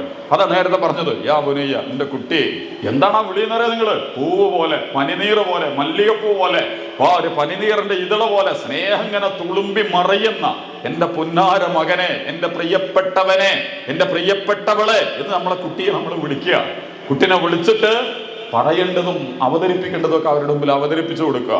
സൂറത്തുൽ ലുഖ്മാൻ അതിന്റെ പാഠമാണ് അതിൽ തന്നിട്ടുള്ളത്. മക്കളോട് പറയേണ്ട കാര്യങ്ങൾ എണ്ണി പറയുന്നുണ്ട്. എന്താണ് നിങ്ങൾ പറയണം? വാപ്പ എന്നുള്ള നിലക്ക് ഇബ്രാഹിം നബി മക്കളെ വിളിച്ചിട്ട് വസീയത്ത് ചെയ്യുന്നുണ്ട്. വാപ്പാരൊക്കെ മക്കളെ വിളിച്ചിട്ട് വസീയത്ത് ചെയ്യണം. ഉമ്മാര് വിളിക്കണം, മോനെ ഇതല്ലട്ടോ, മകളെ ഇങ്ങനെ അല്ലട്ടോ, ഇതാ ചില കാര്യങ്ങൾ എനിക്ക് നിന്നോട് പറയാനുണ്ട്, നീ ഇത് കൊണ്ടുവരണം, നിന്റെ ജീവിതത്തിന്റെ ഭാഗമായിട്ട് വരണം, ഇതെന്റെ നിർബന്ധമായ കൽപ്പനയാണ്, നിനക്ക് വേണ്ടിയും നമുക്ക് വേണ്ടിയും നാളെ സ്വർഗത്തിന് വേണ്ടിയിട്ടുള്ള കൽപ്പനയാണ്. ഇതൊക്കെ പറയാൻ നമുക്ക് പറ്റണ്ട എന്തെങ്കിലും കുട്ടികളെ മക്കളെ വിളിച്ചിട്ട്. അതിന് പകരം അവർ നേരത്തെ പറഞ്ഞ പോലെ ആക്ഷേപവും പരിഹാസം കൊണ്ടൊന്നും ഒന്നും സംഭവിക്കാൻ പോണില്ല. ചീത്ത പറയാനും ആക്ഷേപിക്കാനും എപ്പോഴെങ്കിലും ഒന്ന്, അതേസമയം തീരെ തല്ലാൻ പാടില്ല, തലോടൽ മാത്രമേ നടത്താൻ പറ്റുള്ളൂ എന്നൊന്നും തെറ്റിദ്ധരിക്കണ്ട. തലോടൽ 7 വയസ്സായവരെ നിസ്കരിക്കാൻ പറയും. 7 വയസ്സായവരെങ്കിൽ അതിന് മുമ്പൊന്നും വലിയ കൽപ്പനകൾ കൊടുക്കരുത് എന്നാ കുട്ടികളോട്. 7 വയസ്സ് വരെ നിങ്ങൾ രാജകുമാരനെ പോലെ രാജകുമാരിയെ പോലെ വളർത്തണം എന്നാ.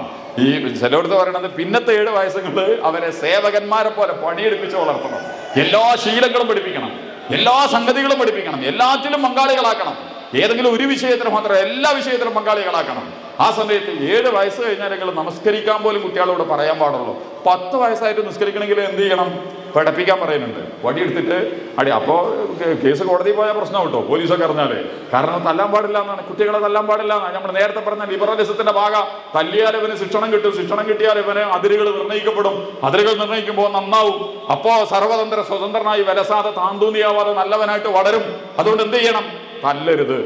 തല്ലാനോ തൊടാനോ പോയത്. പക്ഷെ റസൂലാണ് മനുഷ്യനോട് ഏറ്റവും സ്നേഹമുള്ളൂ. റസൂൽ പറയാണ് 7 വയസ്സ് കഴിഞ്ഞിട്ട് 10 വയസ്സായിട്ട് നിസ്കരിക്കില്ല. 10 വയസ്സായാലും നിങ്ങൾ മെല്ലെ അടിക്കണം, കിടക്കുന്നിടത്തുനിന്ന് മാറ്റി കിടത്തണം. അവൻ പറയുന്നുണ്ട്, നിങ്ങൾ ആൺകുട്ടി പെൺകുട്ടി വാപ്പാൻ്റെ ഇമ്മാൻ്റെയും അതേപോലെ ആങ്ങളും പെങ്ങളും കുട്ടികളും ഒക്കെ ഒരുമിച്ചൊക്കെ കിടക്കുന്നുണ്ടെങ്കിൽ ഓരോ വിരിപ്പിലേക്ക് അവരെ മാറ്റണം. റസൂൽ പറയണം 10 വയസ്സായാൽ നിങ്ങൾ 7 വയസ്സായാൽ കൽപ്പിക്കണം, 10 ആയാൽ അടിക്കണം. അത്